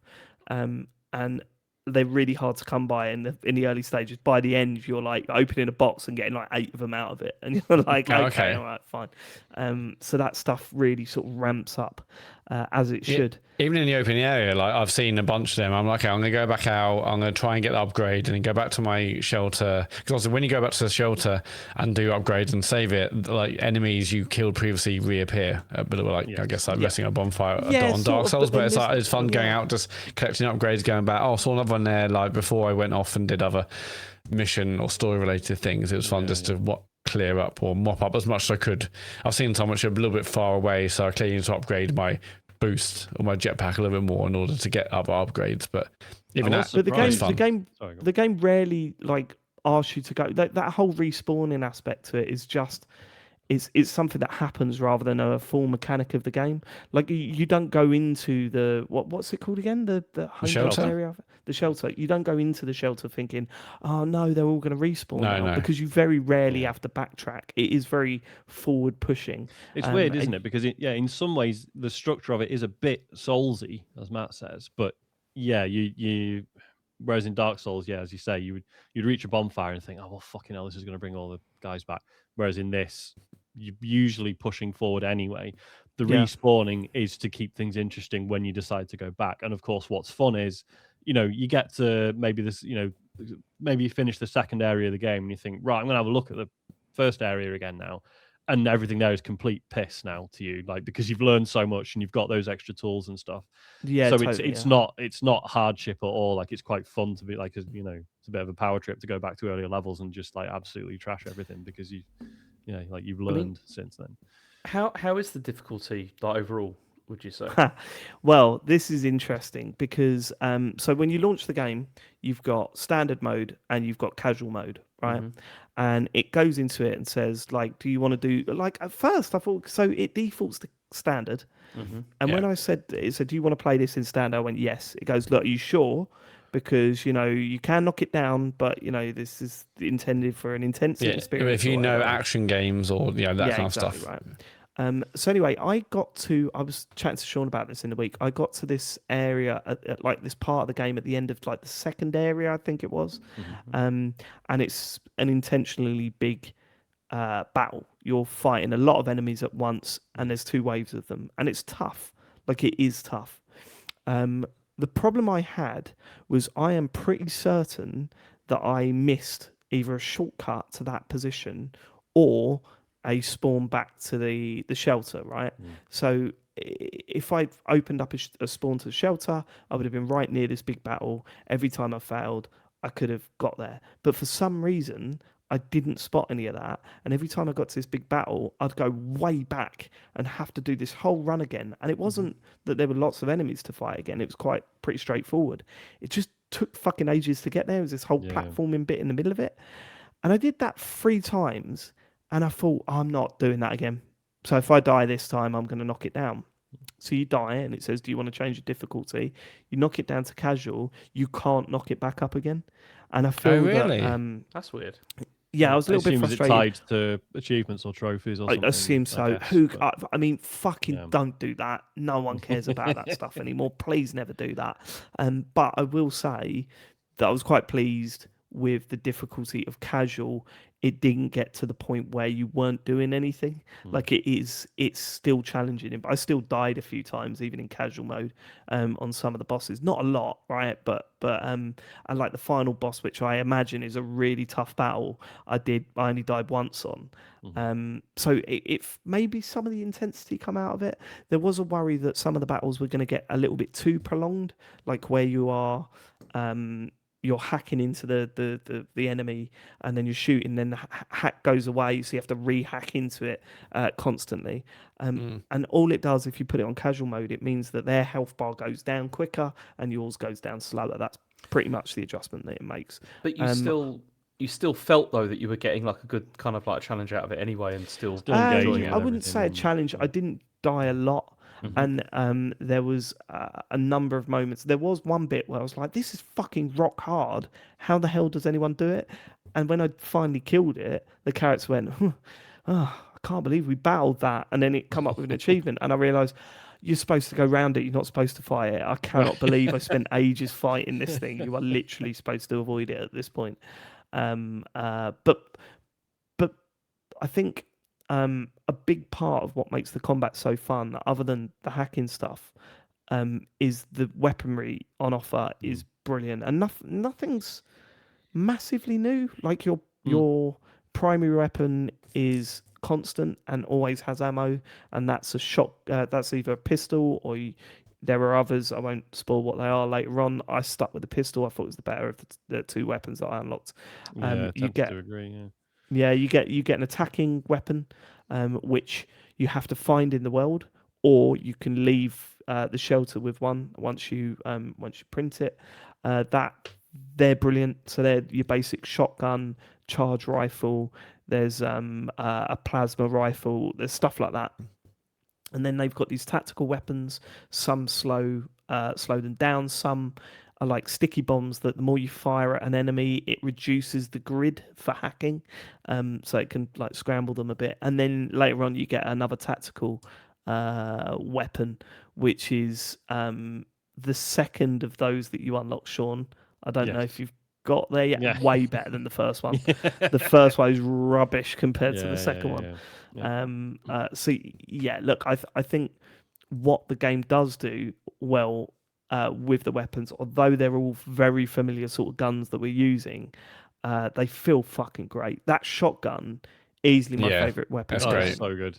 I just piled so much points into that just to get it as powerful as it could be. Just when like an enemy's giving you trouble, and then you just manage to get a hack where you hit all the open points and maybe a couple of extras or whatever, and then you're point blank with the shotgun. Yeah, fucking so good. But we talked Soulsy. This isn't a Soulsy game, but I do like the fact that you can also kind of dodge at the right moment if you're running into an enemy and then you're hacking and you maybe had to take a couple of shots before like the hack window runs out. You can like dodge out of the way. So there's a very slight element of that kind of combat as well. Definitely. You get really more fun. Yeah, there's abilities you unlock that make that more viable as well. Yeah, that's what's brilliant is that all the stuff that you unlock, and that's why it works so well, is that if your main thing is that I love dodging at the last moment, fucking hell, there's tons of upgrades and mods that you can put into that to make that even more satisfying. Like there's one that slows down time if you dodge at the right time, or if you get knocked over and you dodge, you land on your feet again, and so you're not down on the floor for a while. So I was using a lot of that stuff. The game sort of knows what you want and gives it to you, and like the story wise, it's okay. It is serviceable. It is like the writing's a little bit silly in places, Essentially you're talking to an android that was born and brought up on the moon, and you spend your whole time describing what Earth is like to them. And there's some real soppy shit in that. You pick up these unlocks which are sort of projections of popular things from Earth, and you could take that back to the shelter and give it to Diana as a gift, and then she'll put that somewhere in the shelter, and then you talk about it and stuff. My favourite was the CRT TV that you give her, and she goes, "Oh," he goes, "Yeah, these went out of fashion centuries ago." "Oh right, this must be set in like 2036 then, I guess." Not for Sean, he was loving it. But like it's hard to explain. It feels like a PS2/360 era. Yeah, I think it definitely does.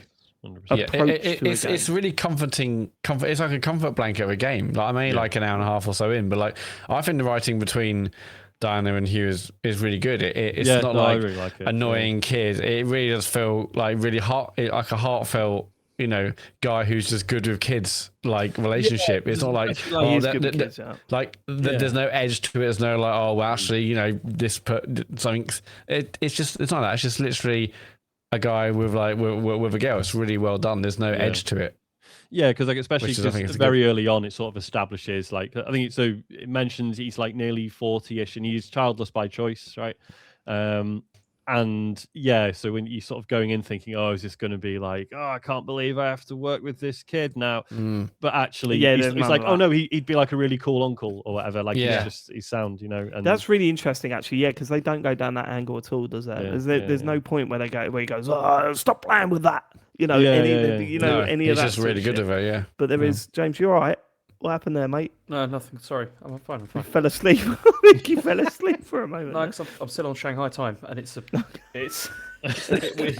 Can you write Shanghai time down? It's an episode title because that is too good. I think they handle that stuff well. What I will say is that it completely sticks the ending.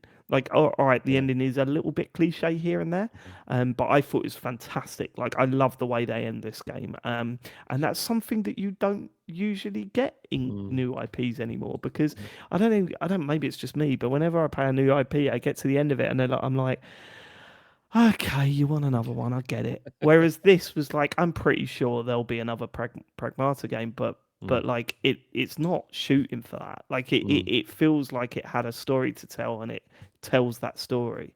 And yeah, as you say, the relationship between Diana and Hugh, it can be a little bit cheesy at times, but so much better than if they went to the get out of my toolbox, kid. I love the fact that they didn't head down that path. Yeah, but as you say, it really does feel like a 360 game. It feels like it's got those old school sensibilities.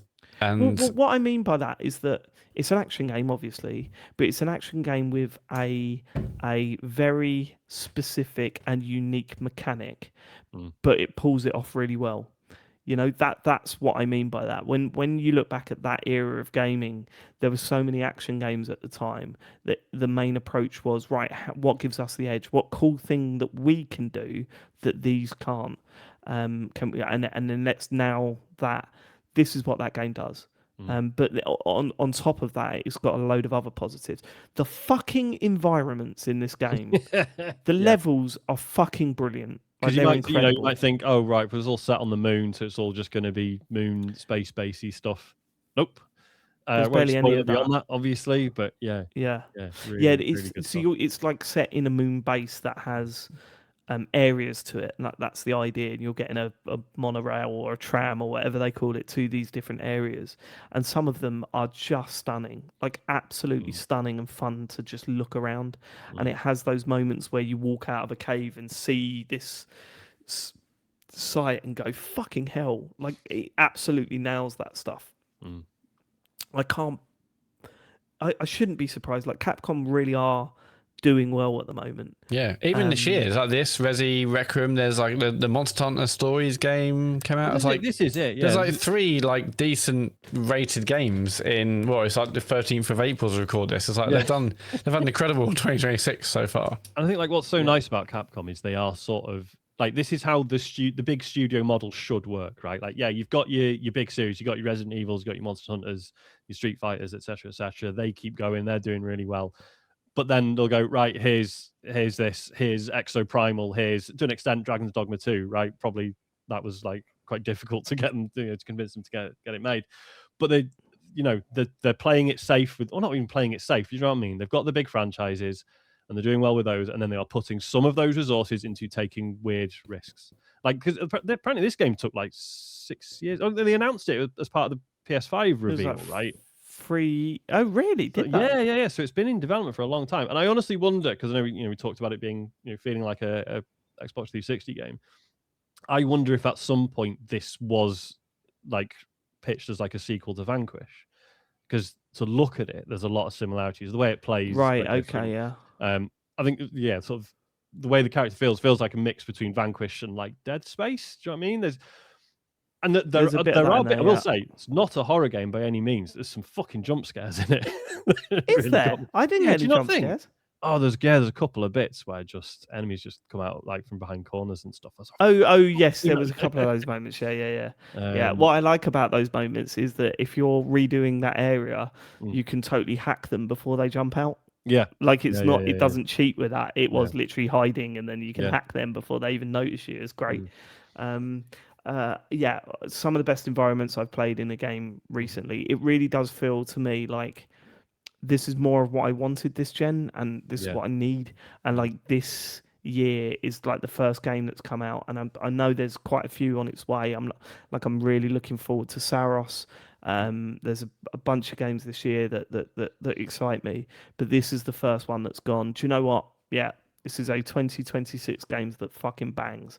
And loved every minute of it. I will go back and play more of it. I'm not done with it yet. I want to go and unlock more stuff. You've got these challenges that you can do in the shelter. Fucking brilliant. Like I really, really love the challenges. Like they're free tiered, and it tells you what you unlock if you do these. There's like a survive for 50 seconds mode or whatever.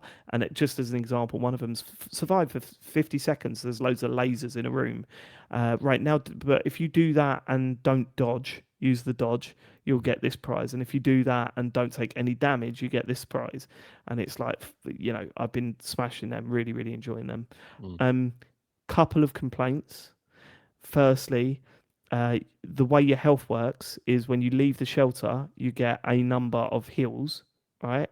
And you have your health bar. To regen all that stuff, you have to go into the shelter, which has a loading screen, and then run from one end to the other. And that's a bit tedious. It does sort of, I guess perhaps it's like a polite reminder that you've probably got points to spend by that point. To upgrade, it's worth going back anyway.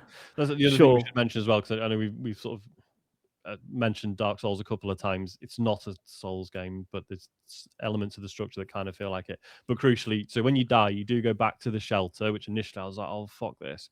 But then I realized I hadn't lost any of my stuff. Yeah, you don't lose it. I was worried about that the first time as well. I'm like, oh no, I can do a couple of upgrades before I go back in, and it feels like you got a bit more momentum. So yes, you're always progressing in that regard. You're never losing your. And that example you were talking about, Dave, the rooftop, that difficult battle where it was quite a long run back, because that I died on that once as well, and I was surprised because I think that one is an outlier, which again made me wonder if I'd missed a shortcut or something. Yeah, generally it's not too bad if you die and go, using your nearest shortcut, you're usually not too far from where you want it to be anyway. Well, that's what annoyed me. That's why I wanted to knock it back up again, because I was like, well, clearly I've just missed the spawn point here. And I'd like to play this in the standard mode again now, but it just won't let you do that. But like going back to the healing stuff, if you get to one of those ladders that takes you back down to the shelter, just an option to say heal. Yeah, you know what I mean, like regen your health. Yep. And that worries me actually for people playing it on Switch. Because I played. Too, isn't it? We're going to talk about it later, but I played Minishoot Adventures on Switch. And the loading in some of that on the Switch is shit. Yeah. Like, it's shit. And I just think, oh, fuck, if the loading's like this on the PS5, then going in and out of that shelter on the Switch 2 is going to be a fucking Hard nightmare. work, Surely, yeah. I'd be interested to see how people find that when they Yeah, I'm get sure like that. the RE engine, they've probably optimized it quite well. I know it's optimized quite well for Switch 1, so hopefully Well, they've done yeah, enough but then for... loading times like on Resident Evil on the Switch 2, because I don't think any of us played it on the Switch 2, did we? No. no. But this is you are jumping in and out of that shelter quite a bit. Look, I loved it. Pragmata is a really, really good game. I can't recommend it enough if that's the sort of game that you're interested in. Don't be fully put off by the hacking. What I would suggest is you go and there's a demo available. Go and play through the demo and then see if it gets tiresome before then. What I would say is that, I mean, usually this sort of stuff feels like busy work. It didn't to me. I saw it all the way through to the end and loved it. And some of the enemies towards the end require a lot of hacking. It's really cool because it does a lot with that mechanic. Yeah. But to talk about that would spoil it. Yeah. There are a lot of surprises and things that it introduced to try and change that. And it does it really well, I think. On the subject of demo, I've enjoyed this a lot more in the demo. I mean, like, the demo is like, it was interesting. I'm like, okay, I wonder if I will get tired of the hacking. But I think even just like the simple fact that you had all like the big intro, like gave it much more context. And I actually felt like I enjoyed this way more. Like the demo, you just like thrown straight in, like, hey, here's the game, you shoot your hack and that's it. But I kind of wonder if people's perceptions might be different if they had included the intro movie as well to the demo, because I was like, oh, okay, I get it more, and it felt a bit more human. And I'm enjoying this more than I did with the demo, so I'm excited to play more. Because the demo is weird, isn't it? Because it uses stuff from the full game, but sort of like you take like a different route through it. Yeah, because I was like, okay, I recognize bits from the demo now where you unlock like the first kind of 5 locks in that first like lunar area. But I don't know. Yeah. That's another slight complaint. It does that a lot. It does that. You get to a door, there are 5 locks. They'll go around and do. It's like what is it? The Keeper did that a lot. You get to an area in the middle, you've got to do 8 things to get past this door, so that you go and do them. It relies on that a lot, but I mean, not massively irritating. It just means that you end up in the same spot every time and then go off in a different direction. Yeah. But yeah, fucking rate it. Yeah, really comforting game. I'm excited to get back to it. It just it feels just great to play. Great to be in that world, I think, as well. Yes, 100%. Anything else to say about Pragmata, or we move on? We move on. Very good, yeah. Okay, Matt, what you got? What else? Well, the other thing I played was I finished Life is Strange Reunion last week, before last week's show. And yeah, I mean, I largely agree with what you said, David. I mean, it's definitely, it goes without saying anything, but it's definitely better than Double Exposure. I liked the fact that it was like a simpler story. And it felt, it felt much more contained. They didn't have to, I mean, they didn't go to loads of different locations in Double Exposure, but it just felt like a smaller, better experience, I think, for that. But I guess ultimately what it made me feel was that they should have kept with Chloe and Max for the whole series. Like, I know we've enjoyed things, the other things they've done, Life is Strange 2 and stuff, but like them two are Chloe is like the beating heart of the whole series, it feels like for me. And it was so good to have Chloe back in the game. I don't really like her that much. No, one of the things, because I was going to ask you guys about this, because it's a different voice actress as well, isn't it? It is, for her. And I found that quite not off-putting. Yeah, but it was different. I mean, she's older. It's a different. No, I mean it is literally a different voice actor for Chloe. But wasn't it a different voice actor for Chloe in Before the Storm? I was going to say I think it's the same actor from Before the Storm. Yeah. Okay. Yeah. But not I would the same say as the Chloe. original Life is Strange. Yeah. Chloe's way more bearable in this. Yeah. Than she has been. I think she starts off feeling a little bit like the way that you're introduced to her is that she has an argument with someone outside of a bar, and I don't think that reflects her character throughout the game. She definitely softens and becomes more interesting later on. I think the simplified storyline is fine. I did miss the soap opera effect of the rest of the game, where you had the story and the stuff going on around the story. That was what was good about Life is Strange and Before the Storm and Life is Strange 2. There was always something going on around whatever the story is. Whereas this is very much, no, this is the story. Everyone's involved in your story and nothing else is going on. I missed that a lot from this game. But as I said, this is not. I don't think this is as good as Before the Storm or Life is Strange or Life is Strange 2. Probably not as good as Captain Spirit. True Colors. Well, Maybe about on a level with True Colors. Maybe not quite as good. But when you play it after fucking Double Exposure, holy shit! Yeah, it's nowhere near that bad. Yeah, So there's some good scenes with Chloe and Max. I was like, hey, this is what I loved Life is Strange for. Like, I think their relationship, and she was less cringy. Like, it's clear she'd done some growing up and a bit of self-reflection and stuff. And yes, obviously there's loads of cheese in this game, but yeah, it's some key scenes. I was like, hey, this is why I love Life is Strange, for their relationship. And I know, like, I absolutely loved the Diaz brothers in the second one, of course. But I just felt like, hey, this is what it should have always been. And they've made some crazy decisions over the years with various stories and characters. But I'm like, hey, this is what I want from the Life is Strange game. So yeah, it was satisfying. It was, I wouldn't say I'm rushing out. Like, I wouldn't say this is like reignited my love for what a Life is Strange game could be, because I don't know what could happen after this, if anything. But absolutely not. No, it's okay. Well, if this is the end, then like I'm satisfied with it. I'm glad they brought Chloe back in a way that I wasn't satisfied that they brought Max back in the previous one. It's like, okay, this feels like it justifies Chloe coming back. And Chloe, I was like more than Max anyway. And yeah, I think their relationship was great. There was part of it, I'm interested to see what you think of this. And there's part of me that's thinking, like, because they do just completely ignore a bunch of stuff that happened in Double Exposure. And just to explain, in Double Exposure, towards the end of it, a character also has powers. And the idea is that she wants to go out into the world to find other people with powers and sort of get people together or whatever.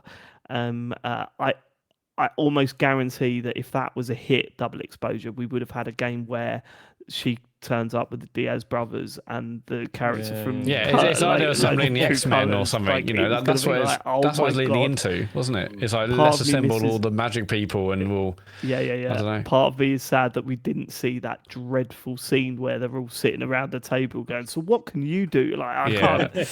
What should we call the team? Or like the bit in Endgame where they all appear at the. Why don't we call us the Life is Strange's? Yeah. Let's do that. Yeah, let's do that. I mean, you're totally right, Matt. It doesn't reignite my love for that type of game. I'm just happy that it gave them a decent enough ending. Yeah, I think close that chapter with Max and much better to do it like this than end it with Double Exposure. I cannot wait to hear what you chose at the end, though. That is. I did my usual thing. Well, I obviously wrote down notes with my major decisions. I will say it felt like there's barely any major decisions with this. It wasn't they weren't difficult. They weren't difficult, really, and also feels like hardly any. Whereas I felt like there was so much more frequent in previous games. Like, oh man, you got to do this or that. Whereas here, it's probably one, maybe two per episode. I mean, they're not in episodes, but the last after 2 hours or so, like there's clear this is like this is where the end of this section is. So it felt like you were playing episodes in a way, really. But yeah, like there was, I don't know, out of the 10 hours or so, or I guess I kind of implied it was like 5 episodes worth of story arcs. It felt like I did, maybe 10, maybe 12 decisions. There weren't many. They weren't big. I wasn't scratching my head about them. So I think they've kind of dialed that down, which is a bit of a shame, because that was always something I loved discussing and thinking about previously, but it wasn't really a focus on this. The last one was a good one, I thought.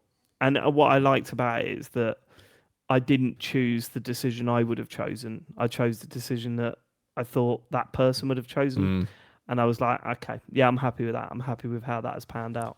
There's 2 or 3 specifically. I'm very interested to see who did what you did. Yeah, we will do a spoiler cast. It will be happening. No one will listen, because we're the only ones that play this game at this point. But we will definitely do a spoiler cast for this game. Right, let's get on to James Farley. What have you been playing? He's on mute. I don't know why. Welcome back, James. Oh, I'm sorry. I tell you what. I'm so disappointed with how you've been tonight. Falling asleep. Yeah, I didn't fall asleep. I just rested my eyes for a second. On YouTube all right. Okay, that's what old people say, isn't it? Yeah. Falling asleep, not realizing you're on mute, right? I tell you what, you're not on the show next week. I'm not having you on the show next week. What about all right, Liam Rossini. You've gone against the values and the culture of this club, James. that? By not respecting the ball. Yeah. Go on. Yeah, so I mean, I've just been playing Switch stuff because I was away, and I took my Portal with me because I just wanted to see if it would work. Didn't. It was, that was never going to happen. It's weird because, I mean, it worked in Japan, but it didn't work, in China because obviously the firewall and all that kind of stuff. So I ended up playing, I played Minishoot Adventures, was the main thing I played after your recommendation, David. And I mean, yeah, I thoroughly enjoyed it. I really brilliant, enjoyed So it. isn't after it? David's recommendations, anyone else? Oh, Anyone else say it was good 2 Yeah. years ago? There was- Why does this upset you so much? No, it was David and also Chris O'Regan as well. and you're forgetting obviously John Denton as well. Yeah, But... he also recommended it to No, me. it was David. But I really enjoyed it. I thought, especially it felt so nice to play as well. Just like the sound effects and all that kind of thing. It just feels so good. Like just with the shooting felt really nice. And I mean, I finished it, but I haven't finished it because I know there's all the challenge stuff as well. And I started to get into that, and I was just like, this is really hard. Like this is gonna. But it's one of those things where I think I'm gonna have to like keep having like. Going back to it from time to time and just keep having another go at it because It does get surprisingly tough, doesn't it? yeah, it does in places, yeah, and it's But especially again, it's another game that really handles upgrades well, isn't it? Every upgrade you get feels like really significant, and you're actually actively working towards stuff.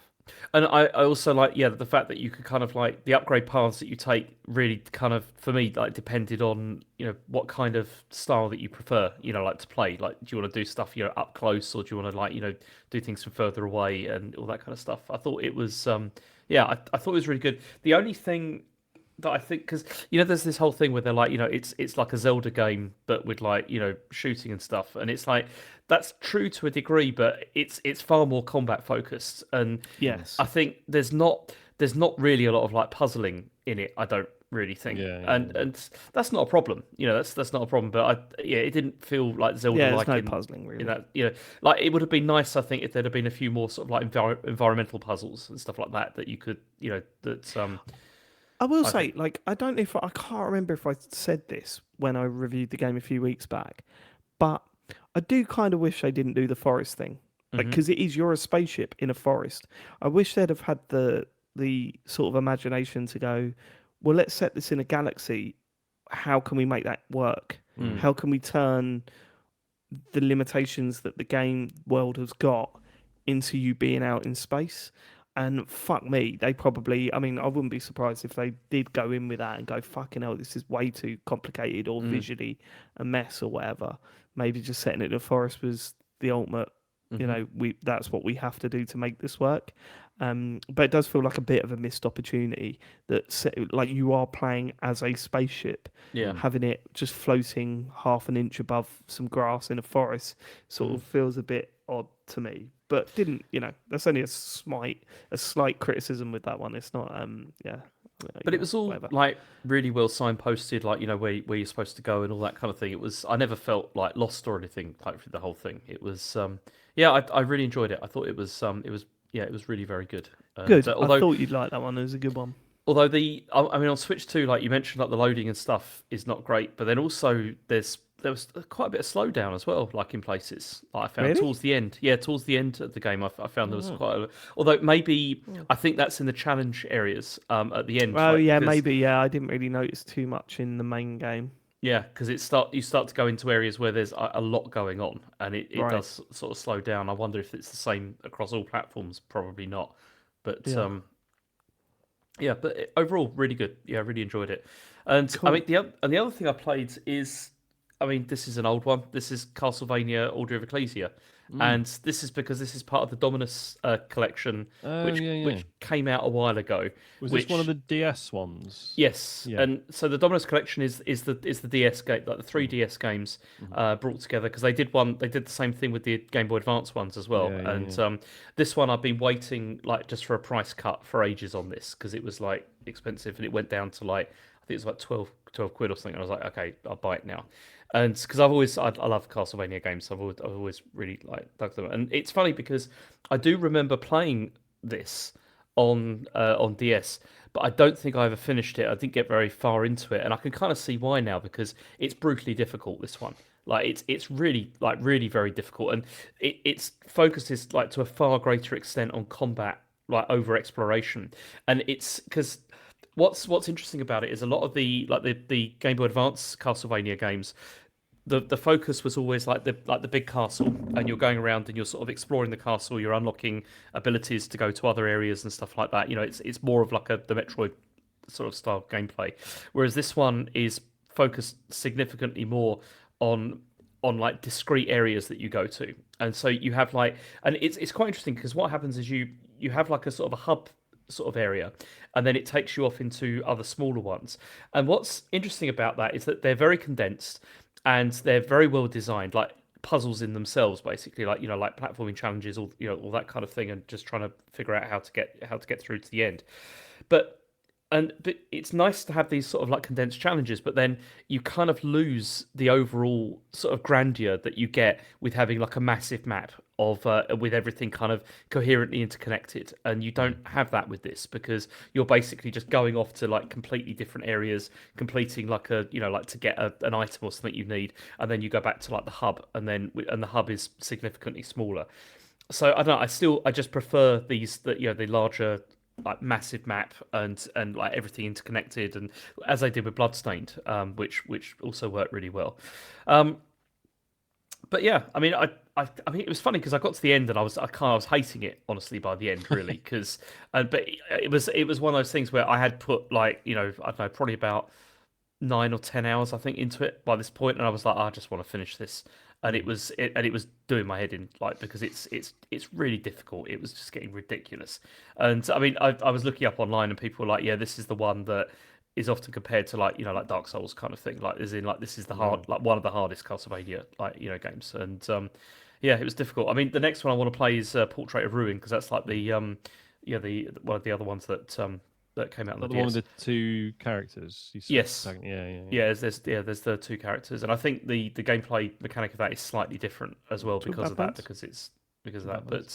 But yeah, I mean, I said I always enjoy these. It's just there's not been much else to play while I was away. Although I did finish Mario Galaxy again.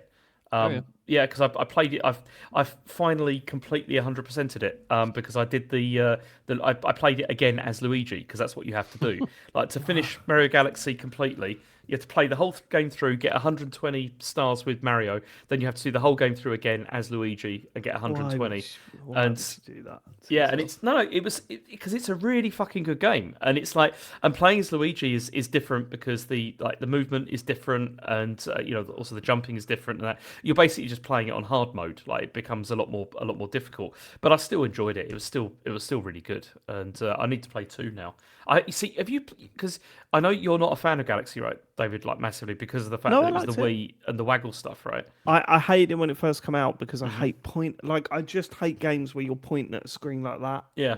I don't mind gun games or whatever, but it was the fact that you had to hold it like that and point it at the screen. But I played it on the Switch and really enjoyed it. Yeah. I'm tempted to get Mario Galaxy 2, but I look at how much it is and just go, come on, come on. Yeah. But I should. I've never played Mario Galaxy 2, so I should play that. But yeah, I've when I say I finished Mario Galaxy, I didn't 100% it, but yeah, I did. I got a lot of the stars, if that makes sense. Yeah. After watching the movie, I did think during the movie, I might replay Odyssey. Really, because I went, I'm gonna load up Star Fox 64 when I get back, and did not regret it. That game is still fucking brilliant. Yeah. It's still so good. I mean, yeah, out of the Star Fox games, the good ones are like 64, probably the original, although it's aged really, really badly. But the other ones are all not They're not that not great, very good. but Yeah. there's still a format there that will still Yeah. work. And I remember playing tons of the multiplayer of Star Fox 64. Tons of the multiplayer is ridiculous considering how basic it was. Not very good. But yeah, the actual main game is the bollocks, isn't it? Good luck.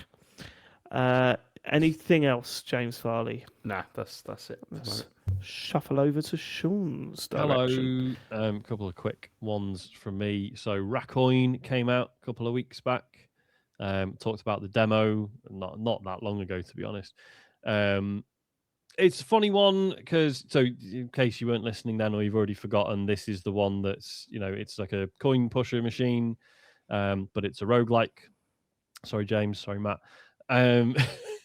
And yeah, so it looks like a coin push machine, but actually the mechanics of it are very different because although you are chucking coins in and hoping that they drop off the front to score points, there's all these weird mechanics in play that help you sort of like score, like get like ridiculous scores and stuff. What's been interesting is, so it came out and I bought it, and for like a week I was obsessed with it, and then I just sort of stopped and haven't thought about it since. So I'm not I'm not rescinding the recommendation. Like, I fucking love that. I've put like 10, 15 hours into it.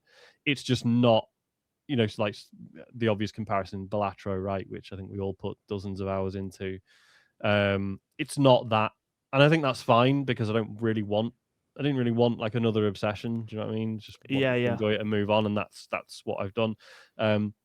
What I found really interesting about it as a roguelike though is like, like with Balatro, you kind of, you every run you're building a machine, right? You're trying to get the right things to, sort of different cards, whatever, that sort of work together well, score big points, and then you can kind of more or less get away with doing like the same thing over and over. Whereas this is like, because every round you're buying these like different coins, all these different effects, and you're trying to buy ones that work well with these other items you've bought that affect the way the run works, right? But once you chuck them out, they're gone. So you sort of thinking, right, well, that worked that round, but now I need to recreate it more so for the next round. So it's like you're rebuilding it every level, which is sort of interesting, but also might, but then it can sometimes feel shit that you're like, right, this is it. I've got like a well-oiled machine here. All I need is, these sort of 4 or 5 different coins with these different special effects on them.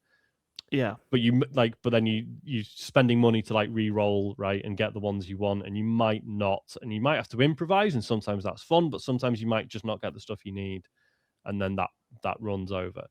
So yeah. But that's a little like Balatro, where I was like, there's a specific deck I kept wanting to build again and again because I was having loads of success with that. So but I guess imagine if that was each round you were doing, right? So not each run, but like literally each level, right? Like each round, yeah. So yeah, I think it's a really interesting game, and but there's part of me that's like, yeah, do you know what? It cost me £9. I had fun with it, and now it's over, and that's all right. For 15 hours, and that's okay. Yeah. I'm still meaning to play it. When it came out, I was like, and I saw people talk about it. I was like, I know I'd love this because I just love a coin pusher anyway, and I just thought, I'll probably get a lot out of it, but I haven't found the time yet. But is it just on PC still, isn't it? No console. I assume console ports are in the works, but I think it's there's not even a Mac version, is there? Yeah. No. Yeah, I mean, it'd just be good on Switch too, but yeah. You can play this. What the fuck? Yeah, I know I can play it. I just haven't bought it, but I'm thinking like, even nice to play on the couch on like in handheld is what I'm thinking. Sure, Is there a way of him playing with his £3,000 PC on the couch? Isn't there Steam like Deck. a Steam Slinger or whatever? You could. What telly have you got, Matt? Has it got apps on it? It does, yeah. You can use the Steam Link app on your telly. Oh, really? Yeah, and I can pair like a Bluetooth thing to my. Yeah. Okay. Or you might have. I know you haven't got a controller for your PC, have you? Well, I just have like the Xbox or PlayStation, one of my PlayStation controllers. Right. Yeah. I might work if it works through the wall. There you go, Matt. I'll buy Steam Deck. Yeah, get an app. Yeah. I love that. Just get an app. You could do it on your TV. Yeah, maybe I'll buy a Steam Deck. It'd be stupid. It would be stupid. So expect that to happen. Last one, Whiskerwood. So this is what I ended up playing on the stream the other week because I tried to play I Am Jesus Christ and didn't work. And Yeah, really good, really fucking good. I'd heard loads of good things about this, but it's been in early access, so it's one of those. I bought it on sale in early access, and I was like, I'll wait for 1.0. And then after I'm Jesus Christ fell through, I was like, I just need to play something else. And I played Whiskerwood and ended up streaming it until about midnight.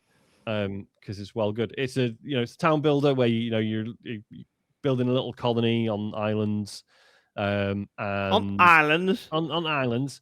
And Sorry. When I went to Cyprus once, we were in a little cafe, and there was this bloke that kept coming over to us every day and would say, "Oh, my son lives other side of Ireland." And so whenever I hear anyone say the word "on island" now, that's what comes to mind.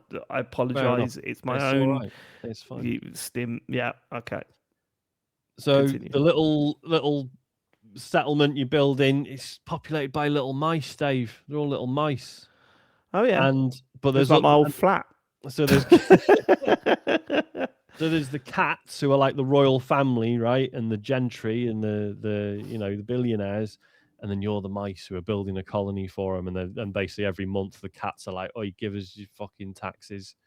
So you basically every month you're trying to like raise funds and resources and stuff to ship off to the cats, so they won't give you a hard time. Can you organise a rebellion?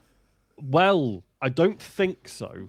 But what is interesting is you get mice that like some are rebels and some are like staunch royalists, and they'll feel differently about certain decisions you can make. But what was really cool about this, so it's a good city builder anyway. It's got the juice. It's just that sort of gradually increasing complexity. The more stuff you build, the more stuff you get, but then the more needs you get from your residents, and sort of and then you might run out of certain resources and have to figure out alternatives. Different mice, different needs. Exactly. What's really cool about this is the way the building system works. Usually these sort of town building games is usually like, right, you want to build this thing, it takes up 3 squares, and you can rotate it, and you can choose where to put it, and that's that.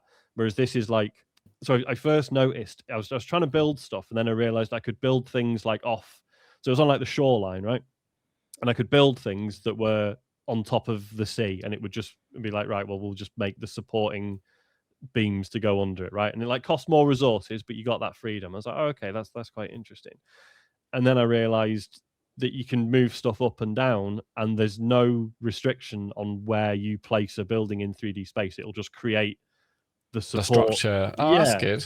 And then I was like, oh shit, so does that mean you can just put buildings on top of each other and then connect them by like walkways and stuff? And I had to just stop for a minute and be like, oh shit, like I've been playing this in fucking idiot mode.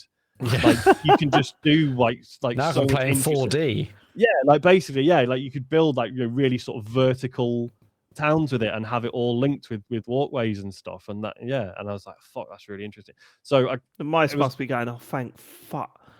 Honestly. Shit, we've had to live in. So yeah, it's one of those where I was like, fuck, this is brilliant. I will now wait for version 1.0. I don't know how far off it is. They're still patching it pretty regularly, but did see some bugs, just visual glitches and stuff like that. So I was like, I do just want to wait now. So yeah, Whiskerwood, good shit. Cool. That's what we've been playing. Should we get to questions before we let James wrap up in a nice warm duvet and fall asleep? Until 2 weeks' time when he returns to the pod, probably in the same state. Won't be in the same state. I've been up since 2 this morning.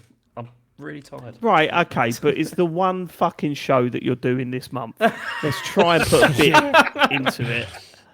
Have a coffee for fun. Yeah. We've not even thought about Patreon stuff yet. We're going to get away with that at this rate. 100%. If you want to send us a question, go to tcgs.co. Miriam Mendieta says, Dear TCGS copy abilities, in my books, everyone on the podcast is cool. James is a jet setter. Sean is at the vanguard of analog audio. Matt runs and skateboards everywhere. And David coaches football and hosts live comedy specials when he's not designing buildings.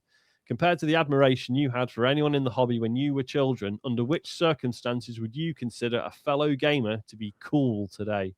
Keep up the stellar work. Sincerely, Maria. Under which circumstances would you consider a fellow gamer to be cool today? if they're still fucking gaming. Yeah, if they're still on the part of the. In fact, actually, I had to admit to the parents of the football team that I hosted a video game podcast this week. Really? And How did that come I'll about? explain off the show. It Oh, came, okay. yeah. It's not for the pod. But yeah, I had to explain that was the thing, and I just leaned into it like I always Yeah, so do. you should do, yeah. Yeah, fucking love it. That and then Pac-Man and that, and then they go, yeah, Pac-Man and that, and I go, yeah. Yeah, high five. Pac-Man on that. No, I like honestly, yeah. That's that's when I still find a fellow gamer cool if they're still fucking loving life and going, do you know what? Do you want to play some Ark Raiders, mate? Yeah, I fucking do. Yeah, I fucking do. Did you know it makes more than... I hope you mentioned that to the parents. Oh, I did. I did say that it is not just bleeps and bloops anymore. It's not. No. Is anyone else going to attempt to answer this? I think it's just what they're into, right? And they don't have to like the same things as me.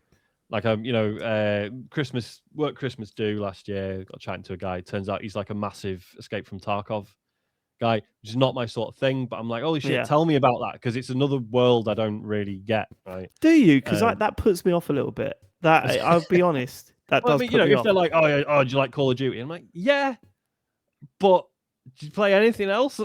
Right, okay, yeah, but you know I do. So don't give me that attitude. You know I play other things, Sean. Fucking hell. Talking about just a fictional man that I've invented to be upset at. Dave. Called That's what David I Lerner. called David Lerner. No, like I was I told the story before. But I was at a wedding a few years ago, and got chatting with this guy, and he was also like, "What are you into?" I was like, "I'm into video games," and he was like, "Are you like what? Are you really into video games?" I was like, "Yeah." And he's like, "Are you into Dark Souls?" I was like, "Yes." And we're going to be friends for the next 3 hours. Oh my god, yes. Have you seen that video that's great doing when the that rounds? happens. Of there was like someone on a panel or something, and they turn around and go, I can't remember, it was something about something else, but there's a bunch of people on stage, and one of them goes, "Yeah, I'm really into Warhammer. Warhammer's my thing." And then like there was one of the panelists started laughing. And then another panelist goes, "Oh, what army are you doing?" "Oh, I'm using this one." "Oh, I'm thinking about going this one." "Oh, good. Should we?" "Yep." And it was like the caption underneath it was how easy it is for these, people to make friends like instantly. I was like, "Fucking That's hell." the thing. That's what's that's exactly mad. what it's like. When we were little, there was because there was sort of a stigma around some of these hobbies. It was like, oh no, if kids get into games, Warhammer, or whatever, then it's like, oh no, they're going to be the friendless weirdo. It's like, no, because you can meet people through it who like the same weird shit, and that's fine. Yeah, and start a pod. And then host a live show in London. What about that, Dad? Yeah. What do you think of that, Dad? Yeah, eat this. I mean, slightly related, it was very cool on Last One Laughing 2 when Bob Mortimer and I think Ramesh started talking about Resident Evil out of nowhere. Yeah. It's like, yes, this is fun though. I like that. I think with something like Tarkov, I think I do struggle when people start talking about that because I think I've got no touchstone there. In fact, actually, when I meet someone who's I'm a PC gamer, and I'm like, yeah, you think less of me instantly, right? So we're going to struggle in conversation. You don't think you're a normie. Yeah, but it is rare to find someone that is playing the latest video games like we do. It is rare. Yeah, like, that's that true. is rare. I mean, I meet a lot of people that are into like in my line of work that are into gaming, but it's mostly PC gaming, and it's mostly like heavily like strategy games and all that kind of stuff. They love that stuff on the continent, don't they? And it's like hardcore strategy games. No, they do. It's a thing. It's and ball games massive here. Yeah, but yeah, no, there was someone at work that mentioned Ark Raiders to me the other day. I was like, right, okay, here we go. We're on the level now. That's fine. That is cool. Yeah, I think I'll always be impressed when I hear about someone else playing games, even though it's a multi-billion-dollar industry. I'm just like, oh shit, you do too. It's like, obviously everyone does, but it's just, it'll never not be like, oh, cool, what do you do? What do you play? Yeah, like it should be more normal than ever, and yet it's still. But then it's a much broader hobby than it used to be, right? Because like when you were a kid and you met other people who play games, you were probably playing the same games because there's only about 5 good ones. Whereas now, there's so many, there's so many different ways to be a capital G gamer. Yeah, but That sort of when spreads it you out a bit. speak to someone and they're saying I'm Candy Crush level 1082, Well, that's I was you're about to not mention going that right. exact Okay, same we're thing. on a level. I've got a lot of love for Candy Crush. I went through that process at some point in my life. But when the first thing they say to you is, "Yeah, you played Angry Birds," I'm like, okay, all right. It's been like, Yeah, have you heard of a game called Threes? Yes, I fucking have. I often. Do I say this out loud? I often have fantasies that someone goes, "Oh, Two I can sisters, only," I'm just watching. like someone really important turns around and goes, "I can only get to like 5,000 points on freeze," and I'll go give it to me, and then You're I'll like, get "Watch to like this stream." 50k, and I'm like, "There you go." No, I won't show them the stream. I make a mistake. Do not Matt. show There's them no the need to bring that stream. up. I also get the same thing about Rubik's cubes for some reason. I have these fantasies that I can walk into a bar and they're like, "If you could solve this Rubik's cube in 3 minutes, you get a free round for everyone." And I go, "Watch this, guys." Yeah. Hold my beer that I've just paid for. Well, no, I've just walked into the bar, Matt, and seen the Rubik. Yeah, but you said hold my beer, even though it's like. But I didn't have a beer. Well, no, but buy the beer and say hold my beer. Buy the beer no, and say the just so idea you is say that I hold my wouldn't need to beer. buy a beer 'cause I Surely sold- but that's a great I hold my sold beer the- opportunity. No, Like, somebody's Rubik's already got solved a round the in, Rubik's. and they've yeah. already. Okay, well, yeah, but And then someone there's like, give me "You a wasted beer. your money. I'm about to get you all." Someone give me a beer so I can say hold my beer, and I'll do the Rubik's Cube, and everyone else have a drink. I'll be yours. Get out of my fantasy. You never said that before. No, that was something. Get out of my fantasy is now being written down. That's the one, isn't it? No, because people are going to look at the next 4 episode titles and go, Yeah. right, get, what's next? What? Come on. Get free. Hopefully Yeah. the next one's free. V-Bucks by visiting W. Mr. Smithers. Excuse me. As Guten Tag, gentlemen. Royal Mail has just contacted you to congratulate you for reaching 10 years of the show. As is such an important British cultural icon, they've asked you to design 10, or 5 if you can't be Fox to do 10, special edition stamps depicting moments from the show. Which 10 moments would you want immortalised on a stamp for eternity, and how would you want them to look? Well, I mean, Alternatively- this is not too dissimilar to what Ian did for us, right? Well, that's true. Yeah. He pressed the F-Zero Night Run moment onto vinyl for us. Yeah. But how do you turn that into a stamp, though? I think it's You just- different when we're talking about stamp, like things you want to put on a stamp. It's got to be like It would just be the F-Zero Night Run logo. That's one. Okay, yeah, tick. it's the logo. Or Dave just, with yeah. the spin the wheel. Yeah, That'd equals be a one. big one. It's like 4 of them will be James's penis. Yeah. Yeah, You need 4 Alamo. stamps to fit it on, wouldn't you? Yeah. yeah, they're one of those. that Yeah, you but have like to the put next extended to each ones, other. yeah. Oh, I've got the tip. That's quite hard to get. Sorry, hard to that's get. And in the rare. chat, a stamp with James's speed camera pick as well. That's good. Oh yes, that would be 100%. a brilliant stamp. That. Yeah. What with just the logo? Is that no? That's cheating, isn't it? Yeah, no, you can't do that. Which No, one? that's The Yeah. TCGS one or the? I'd want that one. The 2 ticked off, isn't it? I'd want the one of Sean wearing the Father Christmas stuff, with the mask. Oh and yeah, the everything. horrible Oh mask. yes, Yeah. that was. When he I was also eating won the one pie. of Sean in the local paper as Employee of the Year. Yeah. That's another good one. Matt in his cum t-shirt. Yeah. We got loads. Just to clarify, that's the one with the Doom logo, That's his t-shirt with Right. all the com Okay. on. Yeah. Sorry. not the other one. Moving on, Lee. More of those. Playing where that came from. Lee says, "Will we ever see a return of Me, You, and Him podcast? And can you remember how it came about?" No, No. you'll never see that come back. That was outrageous. That show. I mean, we went to some dark places. And Well, we cover some choice subjects, sure. I think you can still listen to the Mercury Music Prize. Yeah, because entry that was we on did. our what Mixcloud. SoundCloud or something. No, yeah, something like that. Mixcloud was the website where we did that. Yeah, For so those of you that don't know, Me, You, and Him was a podcast that Matt, myself, and Capone Adam did following the success of Celebrity Big Bother, yeah, Big which was Bother. the Big Brother podcast that we did. We sent Oh God, I think of some of the things. Success being, I mean, in inverted commas. Well, no, it was Oh really yeah, popular. I guess it was. Yeah, it was. Yeah. We were doing better. We were doing better Than the Daily Record. Daily Record podcast. That's for sure. That then shut down because of us. Yeah, because I can hack the competition. Competition. We sent in episodes of Celebrity Big Bother to Channel 4. Yeah. Oh God. Yeah, because I mean, I wonder. Did I get an email from them, or did I get a physical? Yeah, we got letter? an email saying we wouldn't want you to change what you're doing. And I wonder if I could probably find that email. That's the thing. Yeah, that would please don't. I never want to hear that email again. I mean, I read out the thing. Did James, you like that last week where we read out the game idea we were going to come up with? Yes. Yeah, that was a good one. Incredibly detailed. So no one gave a shit. No one gave any feedback to that. I thought it was brilliant. Because I wrote it. Me, you, and him was a way of trying to do that, but not be tied to Big Bother. Yeah. Big Brother. I mean, Big Bother was barely tied to Big Brother, honestly. Let's just really ditch it entirely and talk about all sorts of random subjects, often made up stories, I would say, from one of us. so often not made up stories from another one. Yeah.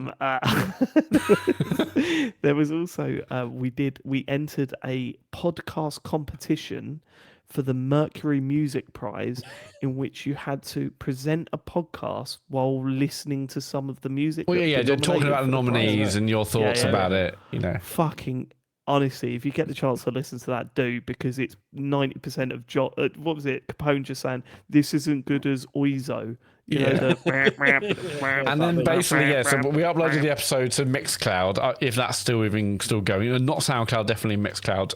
It's probably not even going anymore. And like of that on the competition page, you saw the listens, and we were smashing everyone else in terms of listens, but obviously our podcast was not. If I remember correctly, if you added up all the other listens for all the other entries, times it by 4, it still didn't have as many listens as us. And it was funny because you listen to the others, it was like, okay, now we're gonna play PJ Harvey with Let It Shake or whatever. And you listen to ours, and he was like, yeah, I like PJ Harvey, he's great. Adam, that's a female artist. I don't really listen to. We didn't win tickets to the Mercury Music Prize. Just spoilers. No, the prize wasn't that. The prize wasn't tickets. I thought you got to go there and interview people. You got to go there and interview people on the red carpet. Yeah. Imagine if it was me, you and Capone. No, me, you and him. Imagine if that was me, you and him. It would have been great. That's not coming back now. Not coming back. But we had fun. We had fun. Yeah. I'm glad a lot of them have been destroyed. Okay.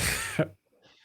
Harrison says, all right, lads, I want to re-listen to Cranky Gamers. Do you know anywhere that still has the episodes up? They appear to have dropped off after Toz sadly passed away. Cheers, there Harrison. is a Discord. If you can't, try and find, maybe Google it or something.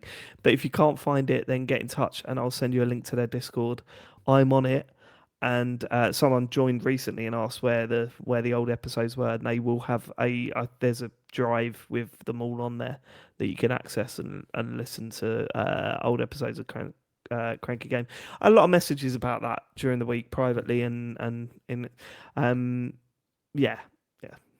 thanks for everyone that got in touch. It made me feel a little bit better about the sort of conflicting thoughts I had about how I handled Cranky Gamers when Toz was about. So thanks. If anyone wants to find it, if you Google Cranky Games UK Discord, like the top result in Google is Tricky's Twitter. If you go to Tricky87, there's a link to the Discord on there. So go and join. There's some nice people over there. Go and join that community, and they will help you find those episodes. I mean, they're wild. They are wild. The whole boiler episode where it took him 2 weeks to get a boiler installed was just the best. Or the time where DPD didn't deliver his Xbox Series X and he had to get a cab 4 miles to go and pick it up from his designated drop-off point. I mean, glorious episode. Glorious days.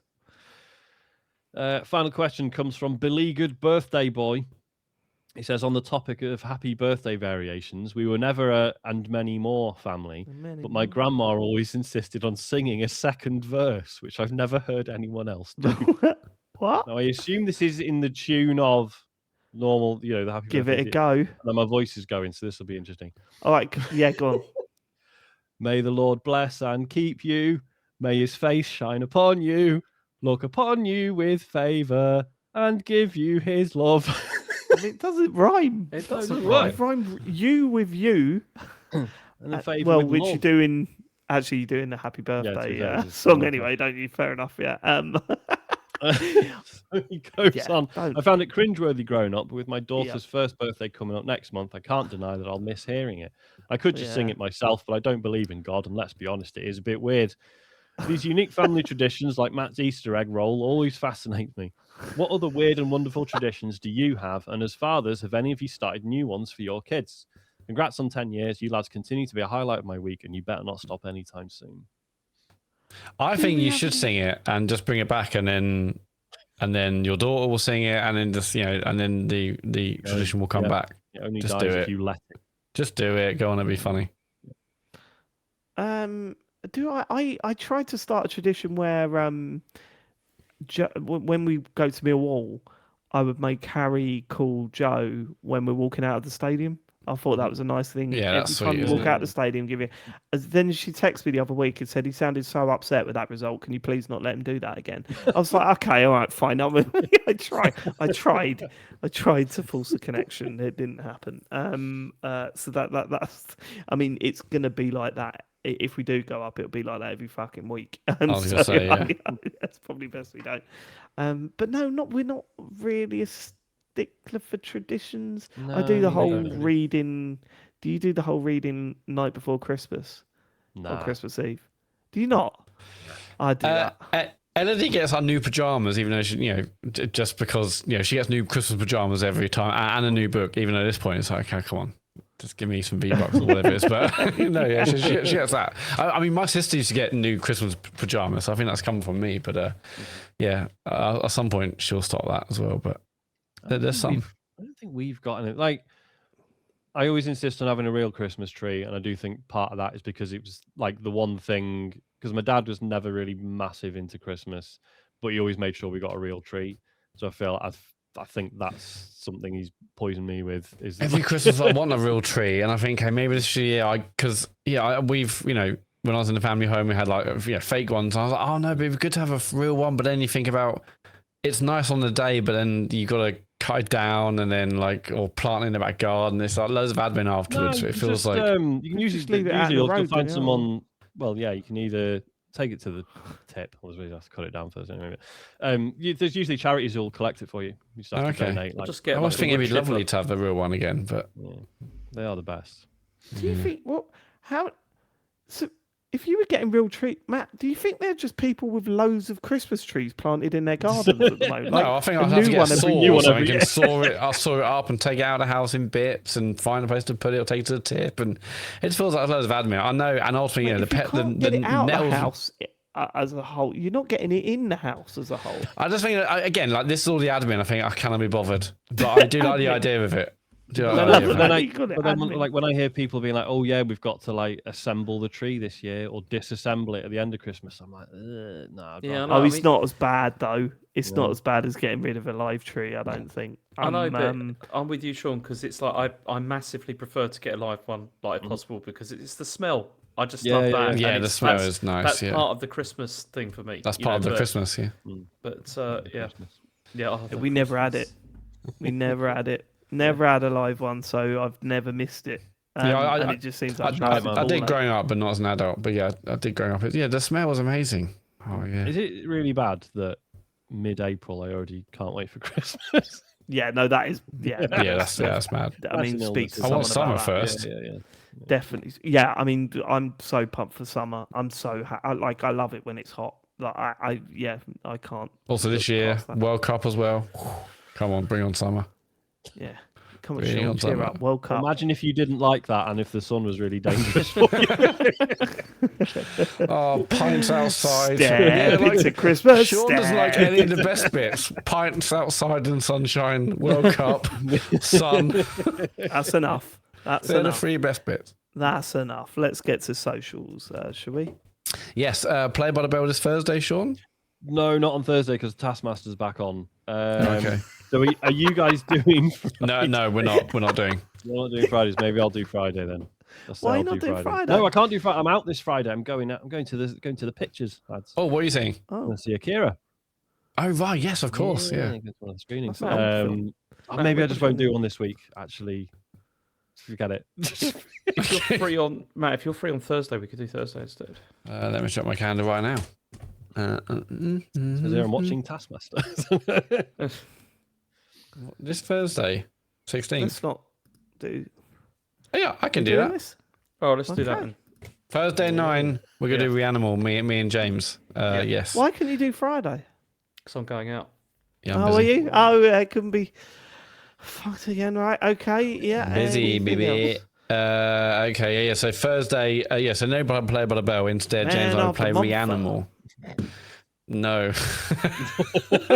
No. I thought we agree. And yeah, so That Thursday was aimed night. at James. That was aimed at James. No. Man of the month is what. Yeah, okay. So I it know was what we're the- all it was a saying. I twist know on that. Okay. what we're saying. Oh. No Play by the Bell, but Thursday, James and I will play Reanimal. Thursday at 9 on twitch.tv/TCGS. It's been a while since I played it. So, just be lenient with us. I'm sure we'll remember the buttons and stuff.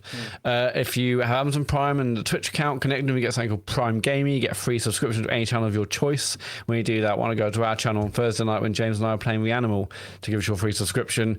If you miss our streams live, you can watch them on YouTube. You can also watch this podcast on YouTube and all the other things to do, the Patreon shows if you're at certain tiers. Search for TCGS on YouTube, and the website is tcgs.co, where obviously you have an amazing Discord community. Obviously you have our socials. Obviously you have the store, the Patreon. But crucially, Friday morning at 9 a.m, you can get tickets for TCGS Get live your in London. ticket earlier tomorrow Yeah. night. No, Get your ticket earlier. not tomorrow night, just to clarify. But, sorry. Friday morning at 9 a.m, get your ticket for TCGS live in London on the 17th of October 2026. It's going to be a right banging show. So yeah, don't miss out. Friday morning 9 a.m, all on tcgs.co. Thank you so much for living it. We will catch you next week without James. So we'll see you soon. Goodbye, everybody. Goodbye. Goodbye. Goodbye.